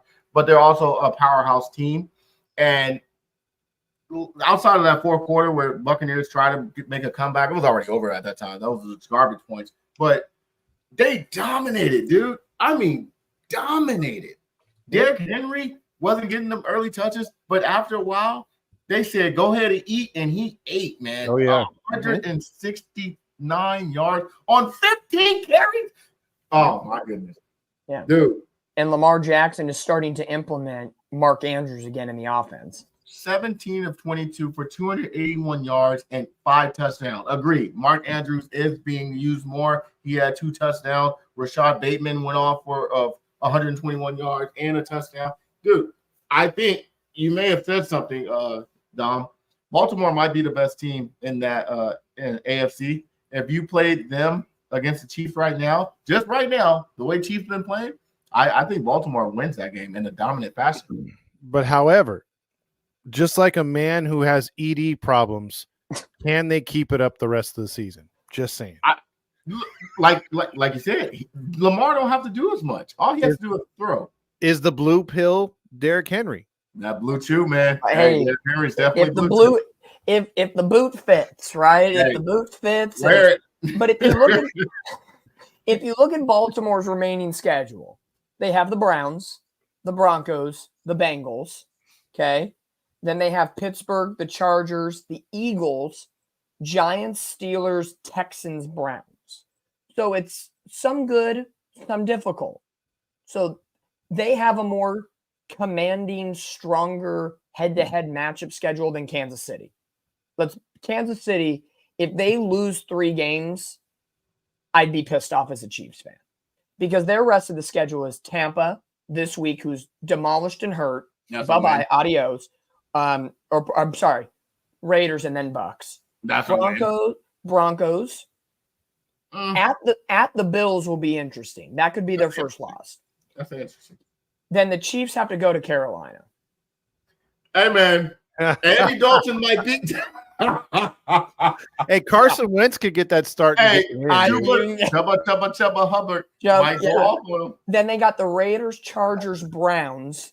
Oh, wow. Texans, Steelers, Broncos. That Chargers game might be interesting. It's a divisional game. It could be. I'm not saying they'll win, but it could be interesting. The Buffalo, before the injuries, I thought Tampa Bay would maybe give them a little bit of a run. Not now. Oh, that's over. Yeah. Bills, Texans, Steelers would be the only remotely competitive games with the Chargers hanging by a thread and the Broncos if their defense is fully healthy with Patrick Surtain back. I ain't gonna lie, Dom. I could see them losing a couple of those games, including against the Chargers. I could see them losing to the Steelers if Russell Wilson played like he did this week. And the Bills, for sure, adding Amari Cooper and having a Shakir on that team definitely makes them a more scary team. So I can see them losing 2 for sure, possible 3.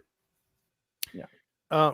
Real quick, breaking news, Fernando Valenzuela, Sterling checks in, and it's also popping up on our pod and everything else for baseball.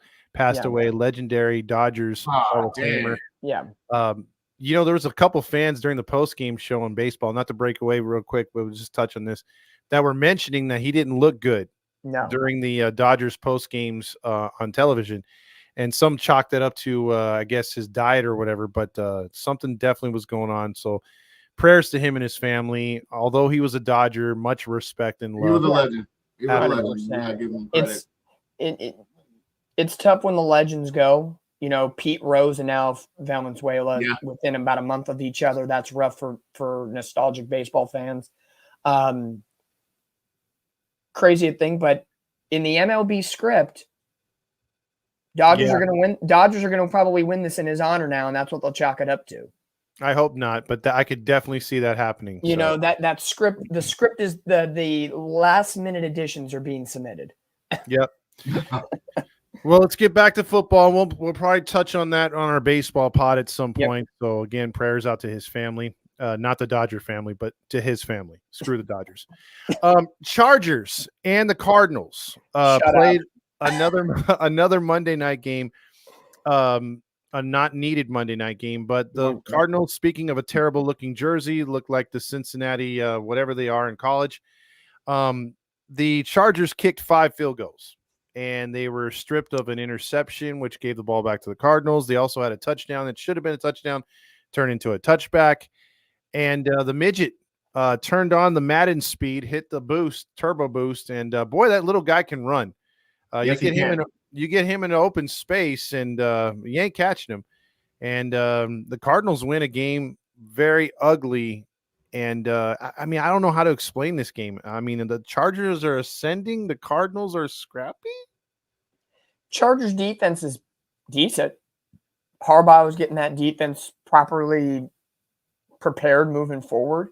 I know there were some offensive pieces missing for the Chargers. I know Quentin Johnston was out, so Palmer and McConkey were kind of the top 2. J.K. Dobbins didn't have as tight of a game as I thought he was going to have, especially with that lackluster Arizona D-line that most teams have run through this season. Just a touchdown that turned into a touchback that kind of blew the game. Defense got a little sleepy. I don't know if it was because it was a 6:00 game. Teams aren't used to playing that late in Arizona. But just thank the heavens that Baltimore-Tampa was the main game. And we didn't have to, woo! I know we joke about, games on Amazon Prime on third. Which game was more entertaining? Broncos Thursday night or the last Monday night game of the week? Because the bookends were boring as heck. Yeah. Woo! But Arizona just, as Gordon Ramsay would say, piss off. Matt?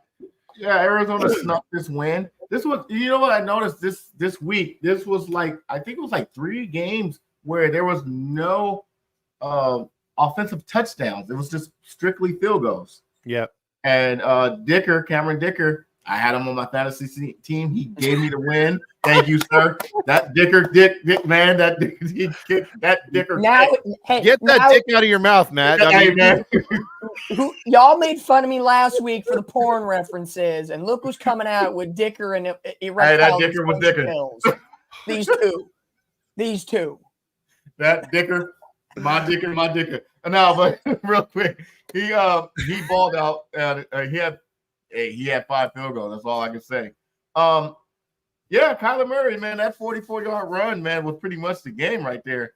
But I talked about no, that pretty much was the game, man. Open space, 44-yard run. That was pretty much it. Arizona, I don't know, man. They're a scrappy team.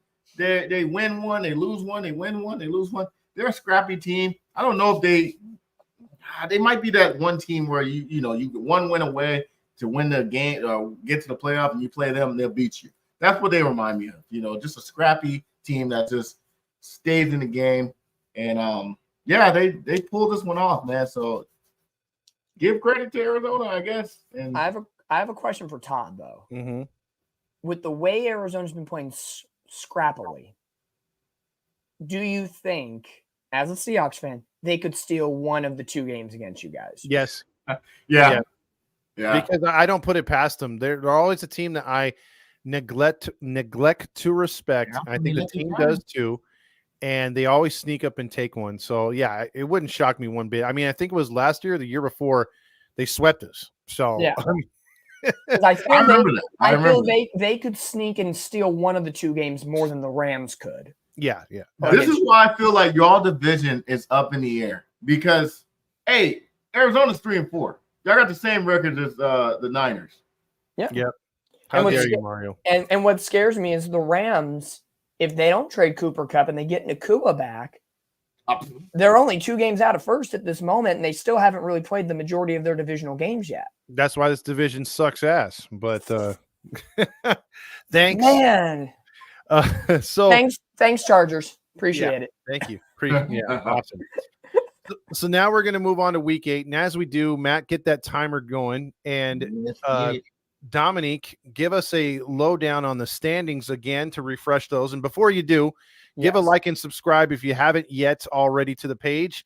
And that helps out a lot right here as we dive into now our rapid fire phase of our picks. And you too can participate with the picks. We'll keep yours and play them next week to see how you guys did against us. So with that being said, Dominique, what are the current standings? Well, this past week, Randy wins the week. Daddy gets it done. Yes, the daddy of them all. Producer of the Stars, Randy Oz gets the win, 11-4. Todd in the second position, 10-5. Matt and I tie for 9-6, with the tie-breaking points go to me for third. Matt finishing at the bottom. Overall this year, I'm in first, 70-37. Matt 62-42 in second. And then Randy clinging to the bronze medal, 58-49. And that beautiful cellar dweller butthole position, 57-50 for the Seahawk man himself, Todd. So we're pretty close. I'm the Carolina Panthers of the picks so far. We're all above 500. First week, our individual pick'ems are all above 500. And overall, we're all above 500. So there we go. We're mediocrity at its finest. Welcome to America. There you go. So now that we've recapped all the games, told you the stories that were hot button issues with the Browns and the Niners, and we got through all the picks or the recaps, now it's time for picks, which we will get 20 seconds apiece to give our picks. I think, has Randy given you his picks for this week? I have not gotten the picks from Randy unless he wants to add them into the chat. Yeah, Randy, if you could shoot those over to Dominic real quick, and then he could go with the picks as we move along here. So as we do, and we'll get started here, the Vikings go into LA SoFi, where it will be purple and gold in the stands. And you got the Vikings only a 3-point favorite. 48.5 is your total points. And the tickets are going as low as $46, which is kind of surprising because the Vikings fans travel pretty good. One Jets Pod is saying he's withholding this week, so we'll see if we can get him to change on that. But so far, we're just going to go with ours for now. So let's start it out. Matt, I'll go first. So in this game, you got Stafford possibly playing his last game. You got the trade rumors going around, but I don't think the genius gets the win in this one. I think they keep it close, uncomfortably close. But I think the Vikings have more weapons, and Sam Darnold continues to prove us wrong. Vikings win. By the way, Nats fan went 12-3. Oh, that's excellent. That is all not right. Bad. No one. Someone's got to get an undefeated because 13-1. Still holds the best. I'm just saying. Here we go. I'm going to go with Minnesota in this game. They're the better team. They got the better pass rush. Matthew Stafford may be running for his life. If Cooper Kupp does indeed play, which all projections say he will, they'll target him the most. I think they will cover him, double team, and focus all their attention onto him.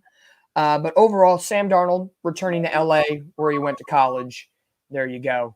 Vikings with the dub. There you go. Matt, what do you got?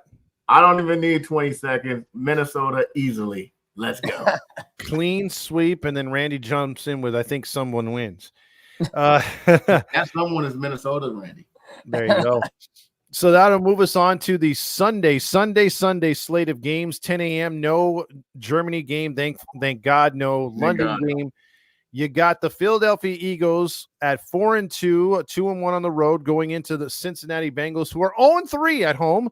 Sound familiar, Matt? They are also 0-3 at home. Sorry, I had to throw that out there. You had to do that. It's going to be an unseasonably 70 degrees and warm and sunny in Cincinnati. Cincinnati, despite their record, is a 2.5-point favorite. 47.5 is the total points. Let's go with the 20 seconds on this one. I'm going to go against my better judgment right here, and probably because I need a win in the standings.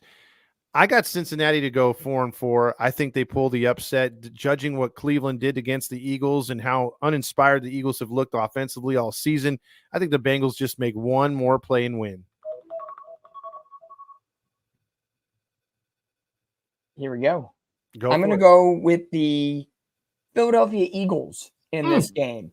I think they may smell a little bit of blood in the water in the sense of Jaden Daniels is hurt with the Commanders, maybe not 100%, a game they can get back in the standings. Cincinnati's just Jekyll and Hyde. Barkley is doing his thing right now. Give me the Eagles in a close game. Oh.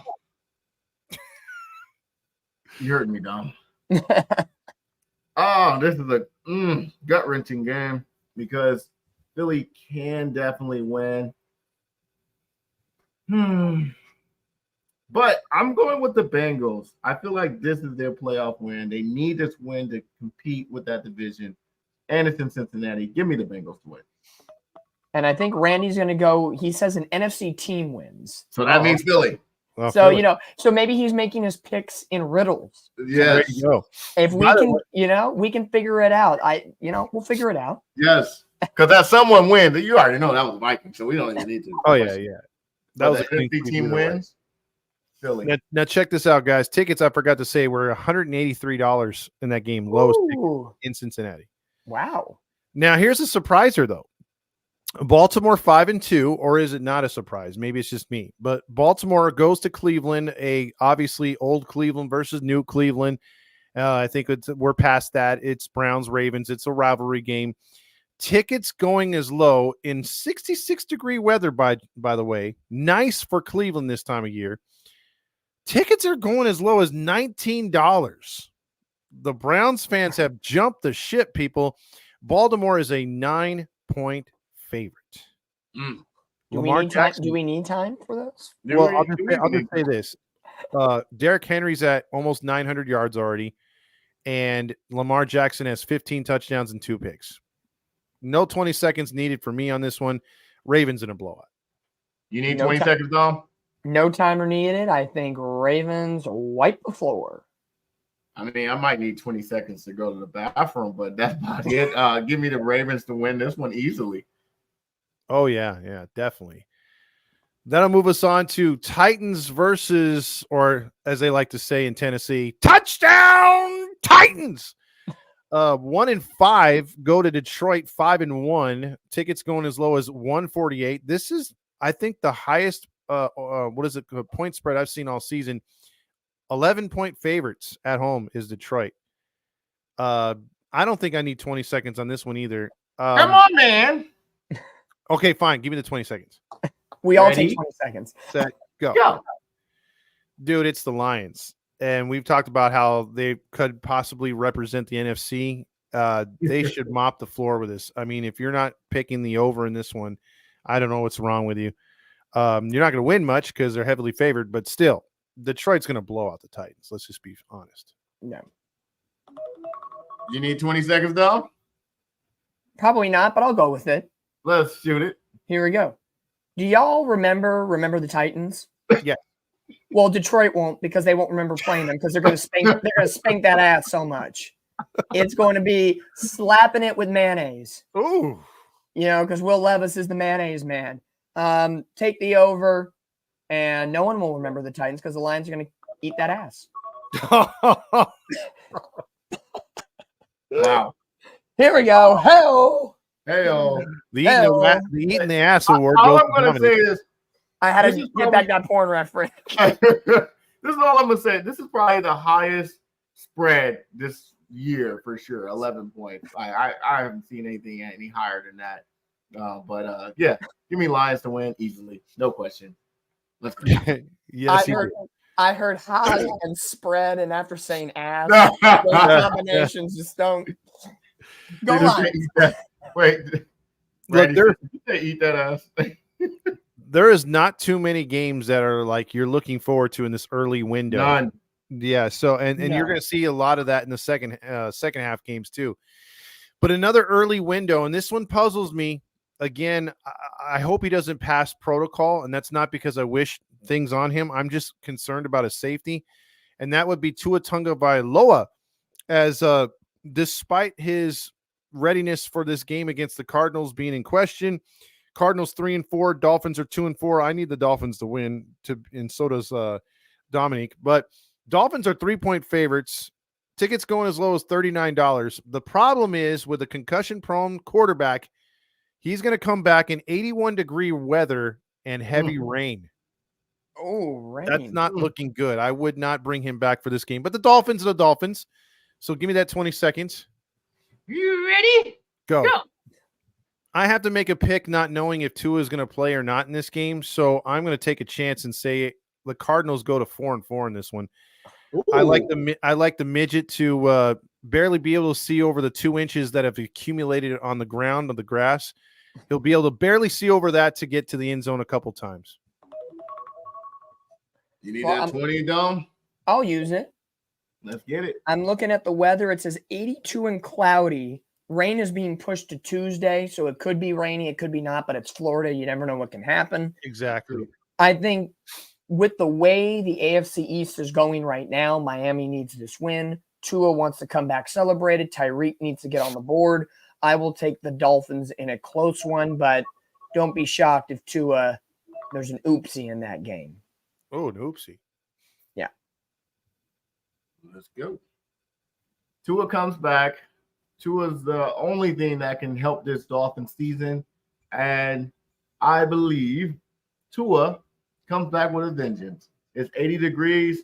That's the type of weather he's used to. Give me the Dolphins to win in a blowout. Oh, a blowout. Interesting. So now that'll move us on to a game that, would have been good if Tom Brady was playing and if Aaron Rodgers was about 5 years younger. But unfortunately, it's the Jets of this season. Sorry, no disrespect, Randy. We've all trashed each other's teams favorite. Yes, the Jets are still a 7-point favorite. Drake May, you got to worry about that guy a little bit. Tickets going as low as $83. It's going to be a typical cloudy, cool day in New England. Foxborough 1-6, 0-3 at home. Shoot it. Let me get that 20 seconds. Sorry, my phone froze. That's okay. And there we go. I think Drake May keeps this uncomfortably close, but I do see Devontae Adams scoring 2 touchdowns. And against all judgment and against Randy's judgment, I'm going to go with the Jets to win. 2 of their 3 wins will be against the Patriots so far. Well, Randy's straight up front this one. Patriots for him. I'm thinking alongside Todd, very similar script. May makes this game closer than it should be. Rodgers an extra week with Devontae Adams in this scheme. It's hard to pick the Patriots right now. Let's be real. If Jacksonville can beat New England, the Jets should on paper, but I'll go Jets.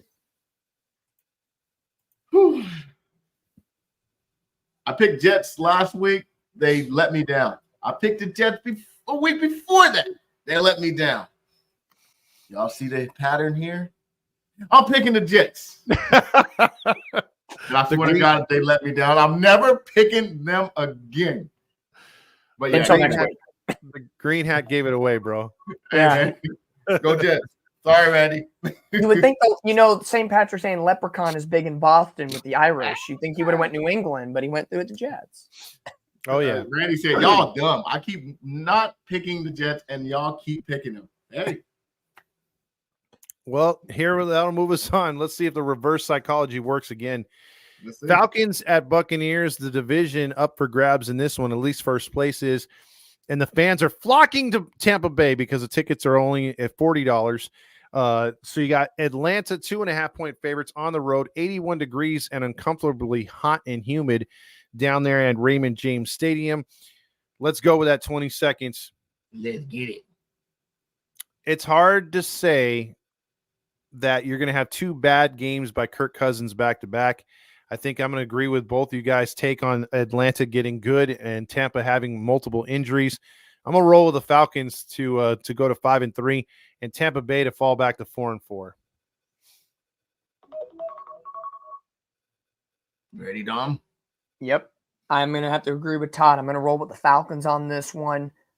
I think Tampa Bay is going to have to figure out sooner rather than later that they're going to have to probably make a trade for a wide receiver to pair up with Mike Evans once he gets healthy, because this division is still winnable.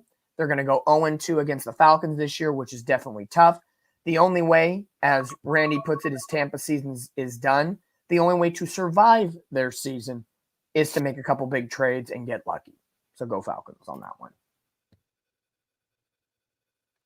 Real quick, with those injuries to the Buccaneers, I don't think they have a fighting chance. However, I will say Baker Mayfield may give them a batter's chance. I don't know, but I'm picking the Falcons. I just think Kirk Cousins has a better game than he did last week against Seattle. So give me the Falcons. I didn't realize this, but Baker Mayfield's almost at 2,000 yards, 18 touchdowns, 7 picks. That's pretty good.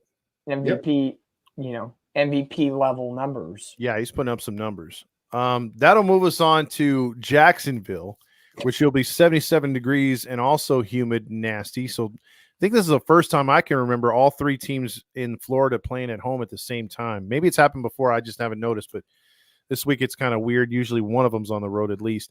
Mm-hmm. Trevor Lawrence can't wait to play the Packers because he wants them to pack her stocking. Jags are 2-5. Packers are 5-2. Like I said, 4.5-point favorites for Green Bay. Tickets going as low as $80. That's going to be green and yellow. Give me that 20 seconds because I might not need it. Okay, so the Packers come in here fresh off a defensive, beatdown of Houston and made that game close because their special teams and offense kind of was screwing with them. I don't think they screw with the Jags in this game. I think the Packers put it to them, and they show them why they're 5-2, and they improved to 6-2. I don't need that timer. I'm going to start it anyway. Okay. Well, it's Packers. Packers all the way. There's no way Jacksonville is going to get away with this one. They beat New England in London. Lucky Ducks. And Green Bay is clearly the better team. No doubt about it. And with that division being so tight, this is a game that can't be fallen into a trap. So I'll be real quick and brief. There's no way Jaguars win. And if they do, I'll be completely shocked. And I feel like this is going to be a Josh Jacobs type game. And he runs for 3 touchdowns. That's what I'm going to say. Ooh, all right. Let's do it. Fantasy owners start Jacobs, according to Matt. We'll see. It's going to be a blowout. They don't need the love to throw. You going to have your cheese head on next week?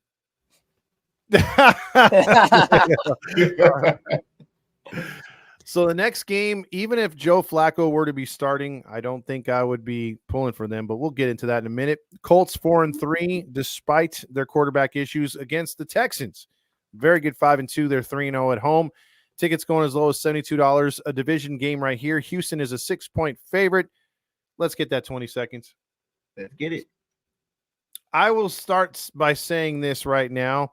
Again, if Flacco was starting, I'd still pick the Texans. I like CJ Stroud big time off a poor performance to ball out, and I like the Texans defense in this one to shut down Richardson. Give me the Texans by at least 10. Yeah. 100%. Give me the Texans in this one. CJ Stroud back in a dome. So friendlier conditions.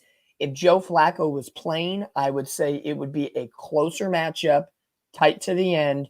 And the Colts and Texans, divisional rivals, they'll have some games where it can go either way, and it's a coin flip. But Richardson, as you know, is probably going to start that game. CJ Stroud is better. Give him the dub. Mm-hmm. I'll start this clock. It could be a closer game than we think with Flacco in there. It definitely could be a closer game. Divisional games are always pretty good. But give me the Texans. Oh, yeah. Think about that one. I'm telling you, man, this game might be closer than I think. Okay. Yeah, Real quick, brother BL Contreras says, shout out to everyone, including the chat for Unfiltered Sports Podcast. Keep up the good work on the channel. Appreciate the shout out from the South Bronx. Shout out to you, homie. Thank you so much, brother BL Contreras, aka Sports Entertainment Guy. So check out his channel. Appreciate the love. Do it.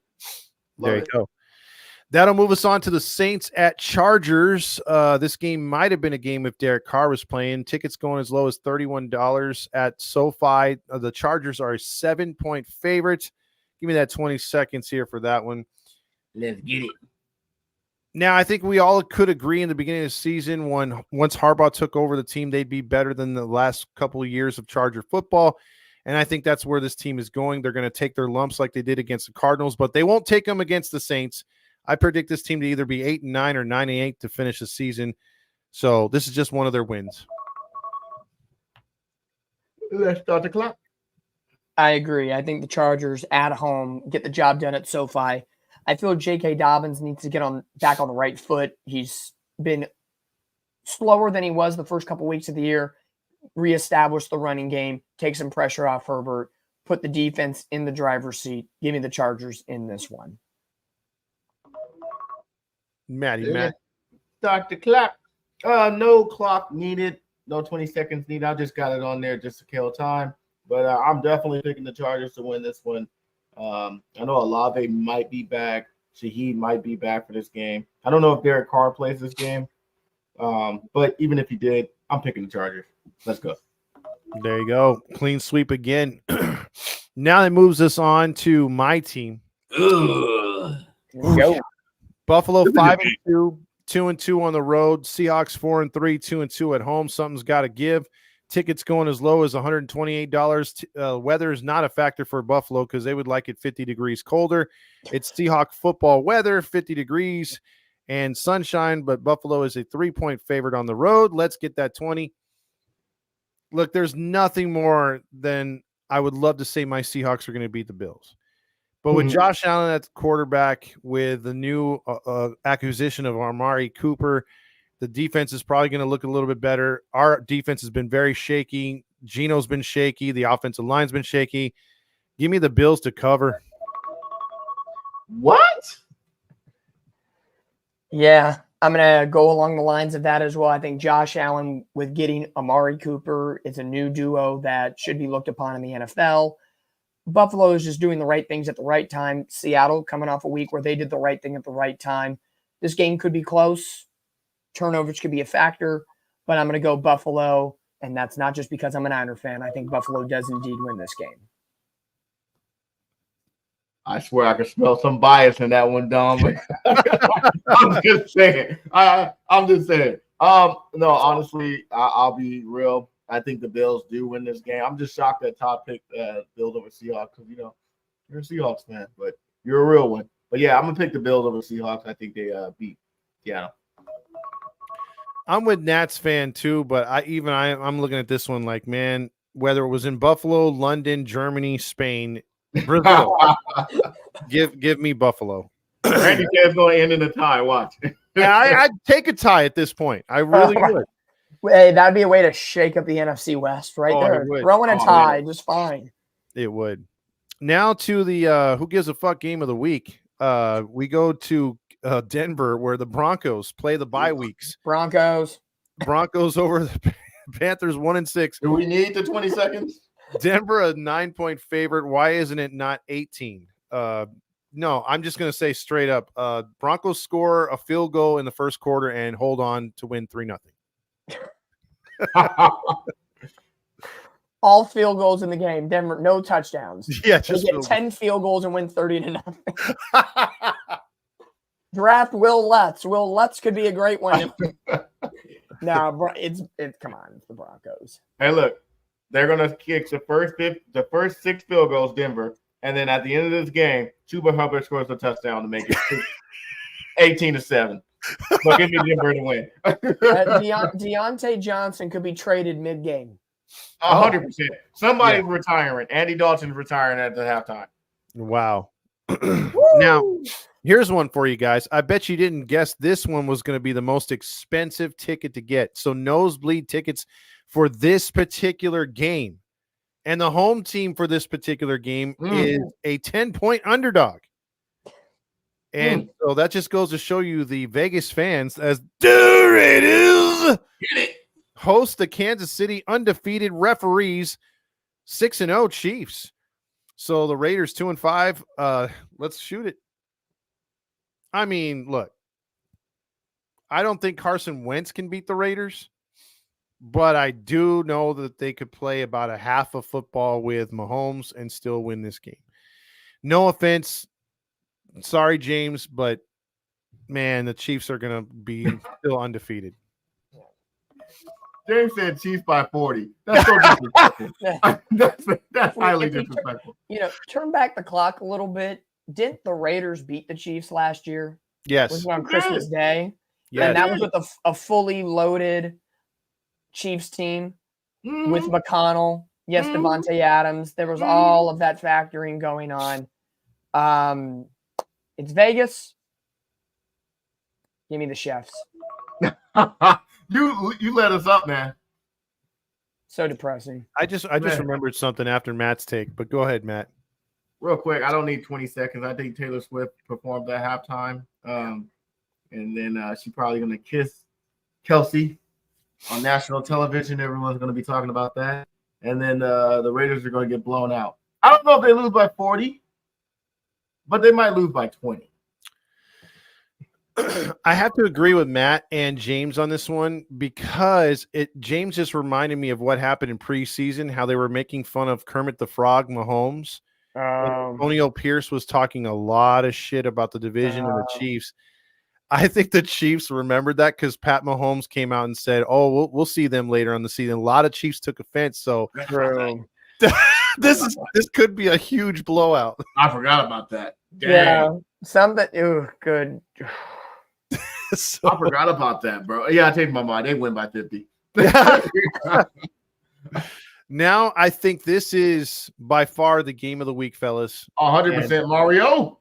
Yep, this is the Bears Hit it. taking on the team formerly known as the Washington Woke.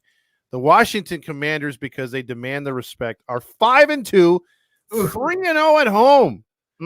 Tickets going for $86. There's going to be a lot of Bears. This is going to be a mixed crowd, and it's going to be a fun crowd. And if Daniels can play, man, is this going to be fun. I still don't think Caleb Williams is good, so let's get that 20 seconds, man. Let's get it. Let's go. I had to throw that out there just for Mario, but I think Caleb Williams against that defense does decent, okay? He does decent. Because if there is a weakness, it's that defense. But they've been coming together lately, and I like Daniels. This offense can move the football. Give me the Skins/Commanders. Jaden Daniels, if he comes in healthy, I think Nats fans said it's only a bruise, not a broken rib. So he'll be sore, but he'll be able to play through it. The only thing I worry about is if he takes one hit in a wrong spot from that Bears defense, it changes the complexion of the game. We can't predict that. So if all things system goes right, close game, high points, give me the Washington Redskins. He's going old school. Yep, throwback. I'm with you. It is day to day, but that defense of the Bears is solid. And you get one good hit on Jaden Daniels. I don't know if he handles that. So this is going to be a really close game. Washington perfect at home. But I'm going with the Bears. See, No. Matt always does that. He always throws a curveball, man. Got to, man. And honestly, Got to. even with the Yeah, way Mario, I'm going with your Bears. even with Marcus Mariota as the backup and he looked decent against Carolina, I think he could still keep them in that game. Yeah. I'm not saying they win, but Yeah, but you know what? I like the Commanders' defense. Their defense is actually pretty good. That would probably be their weakness on their team, but the defense is actually pretty good. If the Commanders stay healthy through this game and the Bears get the win, are the Bears legitimate contenders in the division?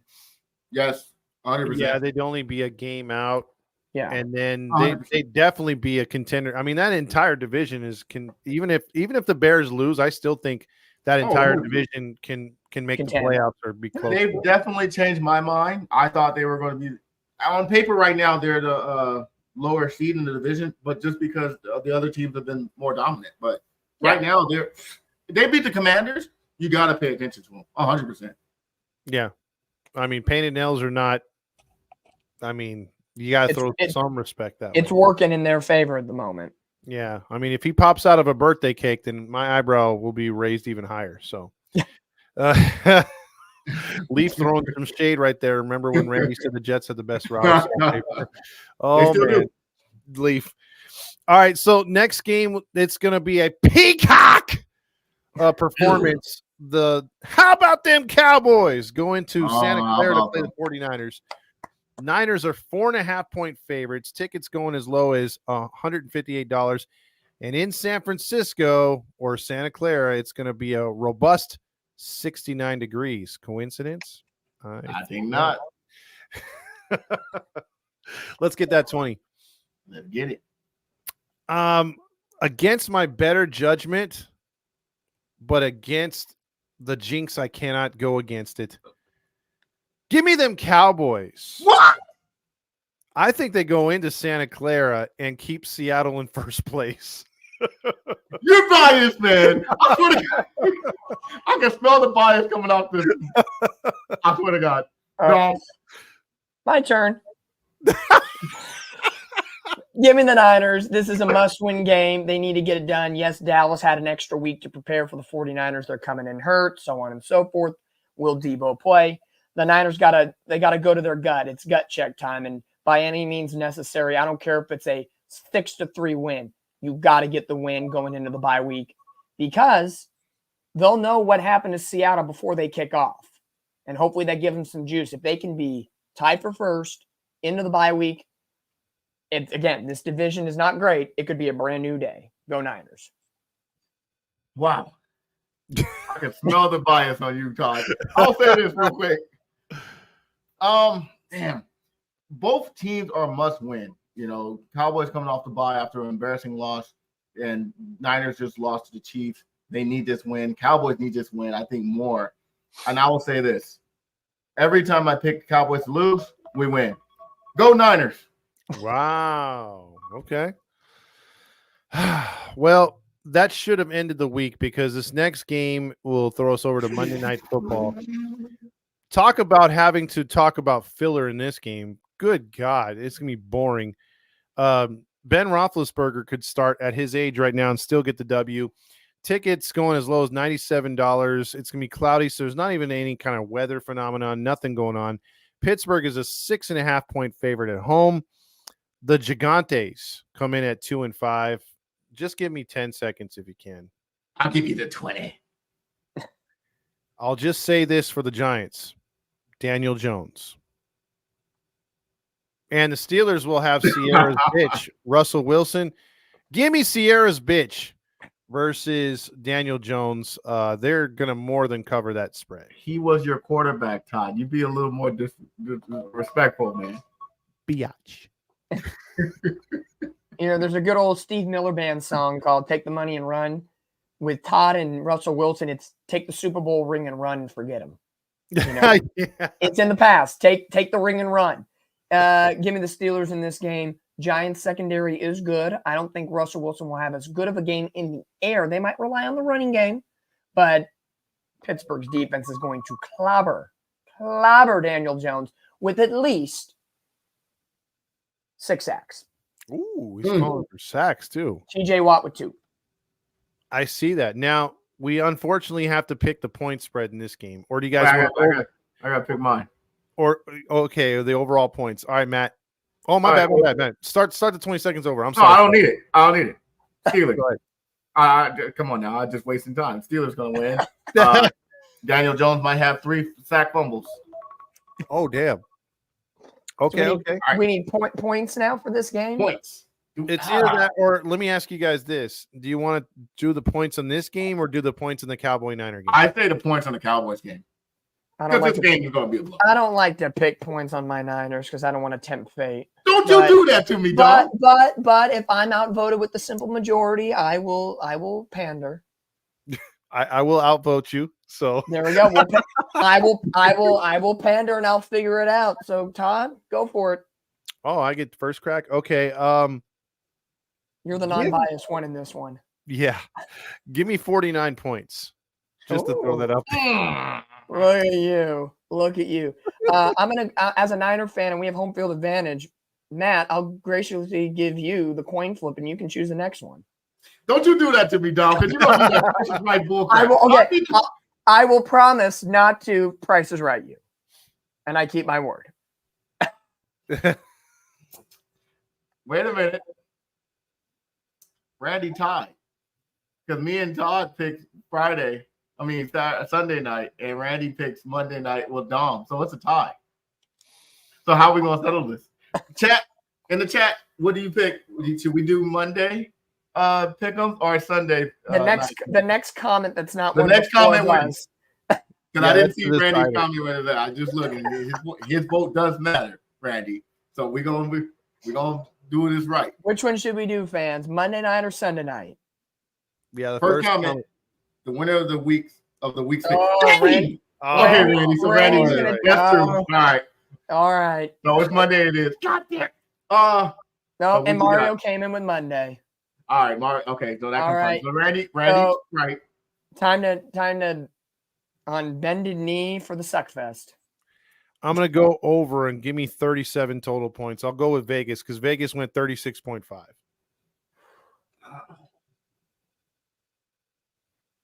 Wow. It's nasty. Now thinking about it, it's so nasty. Garbage trend. You asshole, Randy. Yeah, he is an asshole. He chimed in with the asshole comment. We were all set on the points on the other one. He's like, wait a minute. Like, hold up. Oh my God. No, I will go with, I'll take Matt. You want to go or I'm gonna go 40. I'm sticking 40 because I feel like the Steelers are gonna get 2 defensive touch scores. I want to say Pittsburgh goes over the 30-point mark, but Russ, you know what? Damned if I do, damned if I don't. Give me what'd you say, Matt? I'm not telling you. No, because I don't want to Price is Right. 40. Okay, you said 40. I'm going to go above it, and I'm going to go 43. Wow. Okay. Because I think if they score 45 points, I'm going to be really annoyed. Yeah, I'm going to say 30-13 is my final score in that regard. Okay. Chris Boswell's been kicking the ball so they can get some field goals. That is true. Why That not? is true. I swear to God. I'm gonna credit James for that pick because I saw 27-13. I'm like 30-13. Yeah, I can see the Giants getting 2 field goals at best. That's about it. Daniel Jones. Hey, let's do this. How many yards passing do you think Daniel Jones throw? 100 at the max. Oh, you got that. Okay, so you got 100. Let's add that on as a secondary. I'll say he has 200 yards total. Well, he'll throw for 120 and run for 80, and still lose.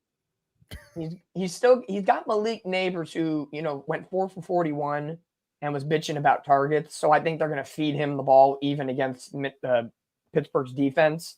3 yards. I'll say he'll go 160 something passing and not get much running because that defensive line for Pittsburgh is pretty good. So probably between 160 and 180 in the air. Okay. In reality, I do think he might get 120 yards.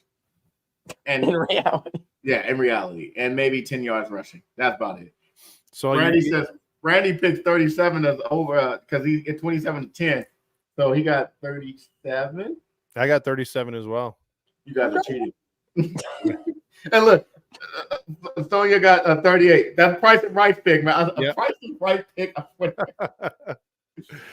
All right, guys and gals, that is our show. We went through again stories. Hopefully, we'll have Randy back next week or at some point here. We're going to get him going Yes. as we work through the laptop issues. And then we'll have, again, we went through the recap of all of our teams first, and then we went through the rest of the league.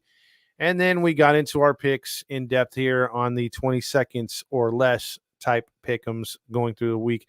So one last thing, or final thoughts for you guys before, because we hit the 2-hour mark. We've been on here for a while. Yeah. We're great. I'm really interested in the trade deadline with Me the too. injuries that have taken place, the way how 15 teams, about half the league in the NFL, is either 4-3 or 3-4. Mm-hmm.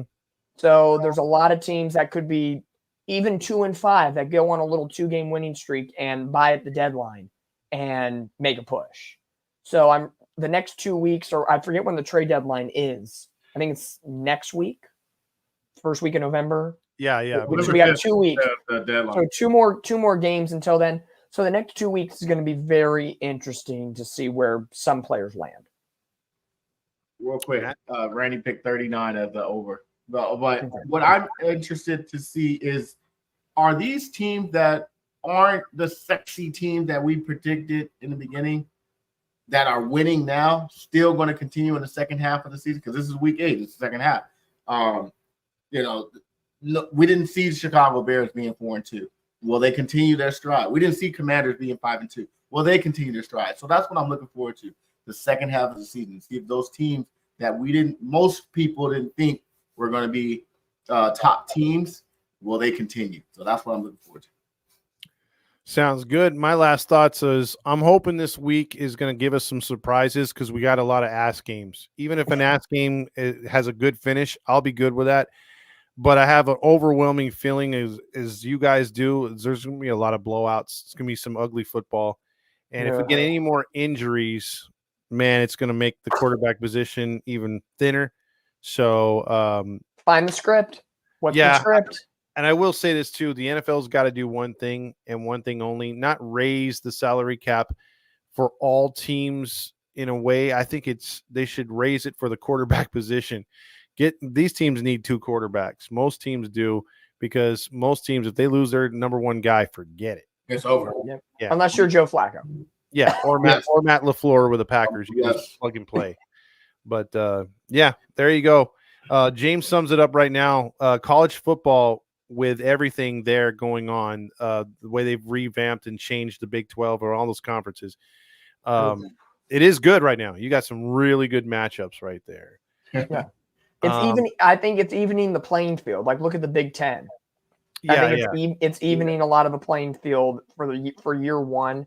But of course, it could change. With NIL and a bunch of other different things. College football is a very fluid situation, especially with Alabama not being as good right now. That's a changing of the guard right now in college football. Yeah. And real quick, Just Fishing for a comment from you guys. Yes. We talked about the Packers earlier. We talked about the recap, and then we gave you our thoughts on the team. But since you're just jumping in, hopefully you can get in here and like and subscribe if you haven't already. But Just Fishing wants to know, and we'll give him a quick take here. Hello, gentlemen, Packers fan here. What do you guys think about the Packers? Solid team. Definitely a playoff contending team. I don't know if they win the division. I don't know. They might not win the division because that division is nasty. But definitely could do wild card. That's about as far as I got them. But they are a good team. Packers, good team. Is it division? Is it wild card? Jordan Love was supposed to be out longer, came back. Team has some good pieces around them. Do they add another piece in the trade deadline? Something we're going to see. But I do think I still believe them and Detroit are the top 2 in that division still. It's close. It's all competitive. Yeah. But I think it's still the Lions and the Packers at this moment. The first head-to-head in 2 weeks is going to be a great matchup. And last thing real quick, just to keep it on the Packers note before we get out of here. Best coach in that division? Matt LaFleur? Dan Campbell. Dan Campbell. Campbell. You got to throw the Vikings coach in there, too. He's done a good job. I'm just Yeah, We'll it's see. still it's early. When they get through half their division Mm-hmm. games, and we'll see where they fall. That's where I think you can take them. But right now, I think Dan Campbell, he got it last year. He's still in charge. So yeah, I love that song. Make that money, girl. No. Wayne Brady going to have to. No, I'm sorry. I'm stopping. Hey, real quick. Nats fan is Randy like did- Matt's real- pimp hand is strong. But Hey go man, ahead. that backhand. No, real quick, real quick. Randy did say make a point for. He said Jets is definitely going to be a second half team. Book it. He called it. They'll play in the second half.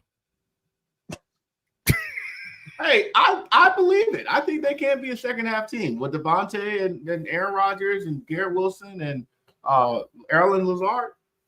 They got a good team. I can see them being a second half team and sneak into the wild card. Call up Roger Goodell and Taylor Swift. They'll tell you what the VIP says. Hey, she was in Miami this weekend. Does Miami win? Tua's back. She healed the ground that Tua stands on. Yeah. I think the Jets just need to shake it off. I see what you did there, Todd. God dang it. I was about to say I agree. Shake it off. Come Shake it on. off that first NFL on Fox when the Chiefs are playing the Niners, every other commercial break. Bad blood, shake it. I'm like, oh my God, it's just so blatant now. They don't care. Yeah, I don't know They not don't one care. Taylor Swift song, I can be honest with you. Except for Shake It Off. I don't know the words though. Well, at least you guys don't live with a Swiftie. Oh, My girl is a Swiftie, and I have to listen to more. Oh, you too? No. I'm tipping my cap and saying, Oh, God bless, God bless you, my child. God bless you, son. My boy Walter texted me and was like, "Mom's played over an hour's worth of Taylor Swift." Ooh. He goes, "Kill me now." Ooh. Oh, poor God Walter. bless you, son. God bless. I know thoughts and prayers to Walter. But Well, I ain't got to worry about that. all right, guys and gals, we appreciate Cheers. every last one of you on the chat. We love it, and keep chiming in. We're going to keep and keep your stats. If we don't keep them too, we're going to compare. Again, this week's winner was Yes. Randy, and he's carrying the bronze right now, still in the lead. Dominic is kicking ass, and you got Matt right behind him, knocking on his back door. No pun intended. Whoa. And I'm keeping up with the rear. So Hey, man, don't you?